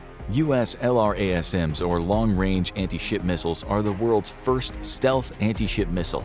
a very low observable weapon designed to penetrate very dense air defense networks and deliver a 1,000-pound warhead to a ship. A single blow from an LRASM can be enough to sink smaller to medium-sized vessels, such as a destroyer, if it hits it in the right place. With billions of dollars of hardware sent to the bottom of the Black Sea, Russia would not only take a massive military hit, but a financial one as well. And all that hardware would take decades to replace after tallying the effects of the current and future sanctions alongside a shrinking economy. There's no question that a U.S. response would be devastating for Russian forces, but perhaps that's exactly why the Department of Health and Human Services has proactively bought nearly $300 million in drugs designed to fight radiation sickness. Suffering such an overwhelming and humiliating defeat, Vladimir Putin would have two options: admit defeat and end the war, or escalate further with nuclear attacks against the U.S. There's no evidence that Russia is actually moving to use nuclear weapons, and it's unknown if the DHHS is buying these drugs in response to any expected attack. What is known is that the purchase was undertaken under the authority of the 2004 Project BioShield Act, which was meant to better prepare the U.S. against nuclear, chemical, or biological attack. Nplate is used for both adults and children to treat extreme blood loss that occurs after severe radiation exposure. Because radiation can destroy blood platelets, small wounds can lead to huge bleeds, endangering lives. Nplate stimulates the body's natural ability to build platelets, so as to rebuild the ability to clot blood and thus avoid bleedouts. It's not known exactly how many doses were bought, but it does not seem as if they were purchased to send to Ukraine in case of an escalation by Putin. Rather, this seems to be part of the DHHS's plan to keep a steady resupply of emergency medications at constant readiness. Because drugs like these often have a limited shelf life, the agency regularly buys drugs to replace those which are soon to expire, giving the soon-to-be expired drugs back to the manufacturer to quickly sell on the marketplace. This makes procurement costs cheaper for the government and ensures a ready supply in case of emergency. The Department of Health and Human Services may simply be further enhancing its preparedness for a disaster, but the timing is very suspicious. What this means about the future of the Ukrainian conflict is unknown, but as the war drags on and Russian losses mount, the consequences of the war might end up with global and possibly even world-ending repercussions. It's August of 2019 and you are a DEA agent patrolling the southern border after reports of drug activity in the area. To be a little more specific, they're reports of activity from the Sinaloa cartel, one of the most powerful drug cartels in Mexico. They've been moving literally tons of product here in the last several years, and you just can't figure out how. They're slipping right past you, almost like they're invisible. That's when it hits you. They're not moving past you, they're moving under you. That's because right under your feet, there's a 4,309-foot cartel smuggling tunnel stretching from Tijuana to a warehouse district less than 20 miles south of San Diego. And we're not talking about a Shawshank Redemption-style tunnel with only enough space to crawl through. The tunnel, on average, is 5.5 feet tall and 2 feet wide. It's 70 feet below the surface and comes with a number of sophisticated features. These features include a state-of-the-art ventilation system to keep the subterranean tunnel well aerated, an impressively effective rail cart system, a drainage system to prevent any potential flooding in the tunnel, an elevator to the surface, and even a series of high-voltage cables to power the operation. And that's because drug cartels seem to excel at three things: drug trafficking, murder, and covert civil engineering. And this is far from the first time drug cartels have used DIY smuggling tunnels to ply their trade. According to the U.S. Department of Homeland Security, 183 cross-border tunnels have been built since the start of the 1990s, with many more likely remaining undiscovered out there. The tunnel problem is so pervasive that the DEA, Homeland Security, Border Patrol, and Customs Enforcement have created tunnel task forces to deal with the issue. These task forces perform sting operations in tunnel hotspots, such as warehouses in the Otay Mesa Commercial District in California, where a number of these drug trafficking tunnels terminate. They're a complex and extremely expensive problem to deal with. Before we get into the history of these tunnels, first, let's get technical. Most illicit cartel tunnels are colloquially known as gopher holes. These are more like the aforementioned Shawshank escape tunnels. They're typically less than 100 feet long and a tight fit. They're only really big enough for a single person to crawl through. Tunnels like these have been used by everyone from drug smugglers to the Viet Cong, but the Sinaloa cartel elevated the smuggling tunnel to an art form. They created what law enforcement agencies refer to as super tunnels. These tunnels have been found as deep as 70 feet or 21 meters below the surface and are typically tall and wide enough for a person to comfortably walk through. Like the tunnel found in 2019, they're often also technologically advanced. You can expect to find electrical lights, elevators, ventilation systems, and sometimes even built-in tracks for vehicles and carts. Constructing a super tunnel is an intense, months-long process and can cost upwards of $1 million to fully complete. This might seem like a costly investment, but considering the Sinaloa cartel is estimated to make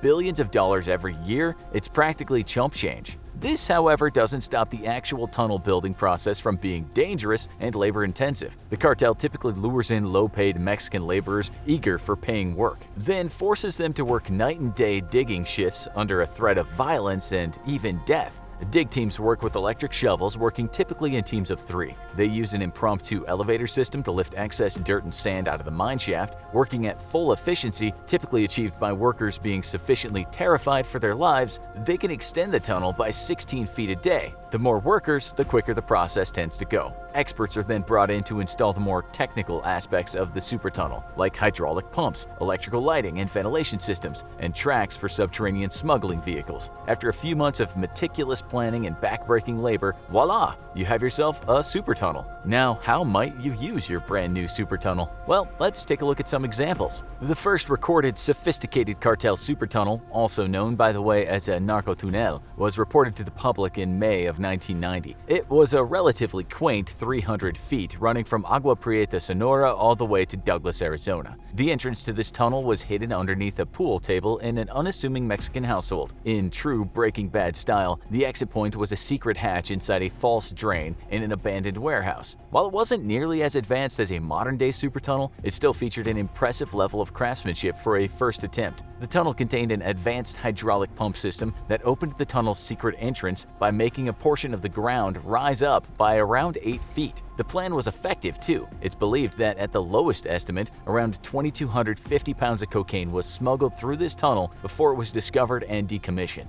The mastermind behind this tunnel, a name you're definitely going to hear again in this video, was Joaquin Guzman Lorea, better known as El Chapo, the legendary ex-leader of the Sinaloa cartel and the man who put smuggling tunnels on, well, under the map. The 1990s were a heyday for drug smuggling tunnels. Here are some of the Sinaloa cartel's greatest pre-millennium hits. In May of 1993, a partially completed 1,452-foot tunnel was discovered in Otay Mesa, California, once again coming all the way from Tijuana. This tunnel was more advanced than their first offering. It included air conditioning and electrical power. 3 more tunnels were found in Nogales, Arizona in 1995 and 1999. In an act of cartel theatricality, the 1995 tunnel led to an exit hidden inside an abandoned church. In 1999, the latter 2 tunnels were found by law enforcement on the same day. Nogales served as a popular location for the exits of cartel smuggling tunnels, with another one found in a storm drain several months later, and even more scattered throughout the early 2000s. The smuggling tunnels being constructed by the cartel grew significantly more advanced in February of 2002. A 1,250-foot tunnel was discovered behind the fireplace of a ranch house in Tierra del Sol, California. This was the first tunnel to feature rails for small electrical cars, as well as lighting and ventilation. 296 pounds of marijuana were found in the tunnel, but nobody knows exactly how much was transported before the operation was discovered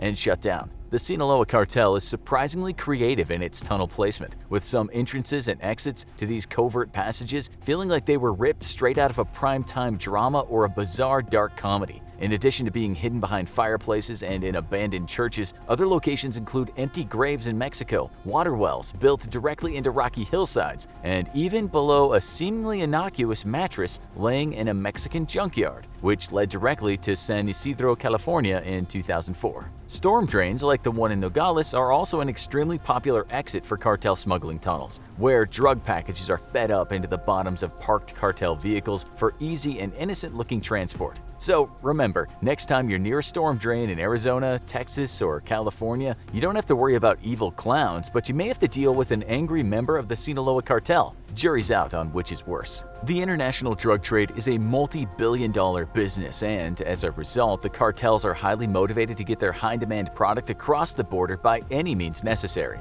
In the early 2000s, the use of electrical rail carts in these tunnels spiked, massively increasing the quantity of product the cartel personnel were able to move. Drug cartels may be vast and dangerous criminal organizations full of vicious killers, but they really know how to double down on a winning formula. No matter how aware US and Mexican law enforcement became, these tunnels kept popping up. Considering the expenditure of money and effort on building these tunnels was dwarfed by even a fraction of the profits the cartels could make from using them, even for a short period, it hardly mattered when they were found and shut down. In short, cartels make more than enough profit from these tunnels that they can afford to lose them. Law enforcement is playing a losing game of whack-a-mole with the Sinaloa cartel. They can build and abandon tunnels faster than the police can find them. To give you some perspective on the sheer extent of the cartel's use of drug smuggling tunnels, it would be impossible and honestly pretty boring to give you a complete, exhaustive list of all the tunnels created and used since the early 1990s. The cartel has used this technique countless times, and these are just the tunnels that were actually found. There's no way of knowing the true extent of the cartel's tunneling activities. It's through this sheer amount of practice that the cartels have been able to refine their tunneling methods to the infrastructural heights they're achieving today. In September of 2018, US authorities even found an uncompleted tunnel that utilized a solar-powered lighting system. So they may have killed over 60,000 people since 1964, but at least they're environmentally conscious. However, the uses of these tunnels aren't just limited to smuggling drugs across the US-Mexico border. One of the most famous uses in recent memory didn't actually involve drugs at all. This brings us back to the infamous drug lord Joaquin El Chapo Guzman, the kingpin of the Sinaloa drug cartel. As this video has already shown you, El Chapo invested heavily in the advanced tunnel building techniques of his underlings, and in 2015 this investment really paid off. In February of 2014, El Chapo had finally been captured by Mexican law enforcement. Because of his notorious history of disappearing into thin air during raids and escaping from low-security prisons, he was held in the Altiplano prison in Amaloya de Juarez, Mexico, one of the highest security prisons in the country. It seemed like El Chapo's number was finally up, and the Mexican government had struck a devastating blow against the Sinaloa cartel. It was grounds for celebration. He was under 24-hour surveillance, with cameras in his cell and a tracking bracelet around his ankle. The Mexican authorities had El Chapo on lock until about a year into his sentence, when El Chapo decided to take a pleasant evening shower. Incidentally, the shower was one of the 2 legally mandated camera blind spots in the cell. Guards at the prison noticed that he was taking an unusually long time in there, so decided to check in. El Chapo was nowhere to be found. Instead, they found a 2-foot square hole in the ground. This was the discovery of one of the most spectacular and absurd prison breaks in Mexico's history. 30 feet below the surface, El Chapo's goons had secretly built a 4,921-foot-long tunnel beneath the prison over the course of several months. El Chapo had cut off his ankle bracelet and descended into the personal escape tunnel. Like many of the more modern tunnels, this one was fitted with electrical lighting and ventilation. It also featured a motorcycle fixed to a built-in track, which El Chapo rode to freedom, breaking the light bulbs above him as he passed, hours before anyone realized he was missing. The whole plan was perfectly orchestrated to buy him and his men plenty of time as he surfaced in an empty cinderblock house and made his final escape. The whole plan went off without a hitch. Once again, a secret cartel smuggling tunnel was the answer to El Chapo's prayers. El Chapo has since been recaptured and extradited to the US to serve a life sentence at the ADX Florence Supermax prison. Sadly for him, that's a little too far for even his devoted underlings to tunnel. But under the Sinaloa cartel's new leader, Ismael El Mayo Zambada, it's unlikely that the tunneling activities will stop anytime soon. After all, why give up on a winning formula? Thanks for watching this episode of the Infographics Show. Already hungry for more cartel action? Why not check out Insane Way El Chapo Escaped Prison and Crazy Moving Submarine Drug Bust? Keep watching, we're sure to tunnel into your heart.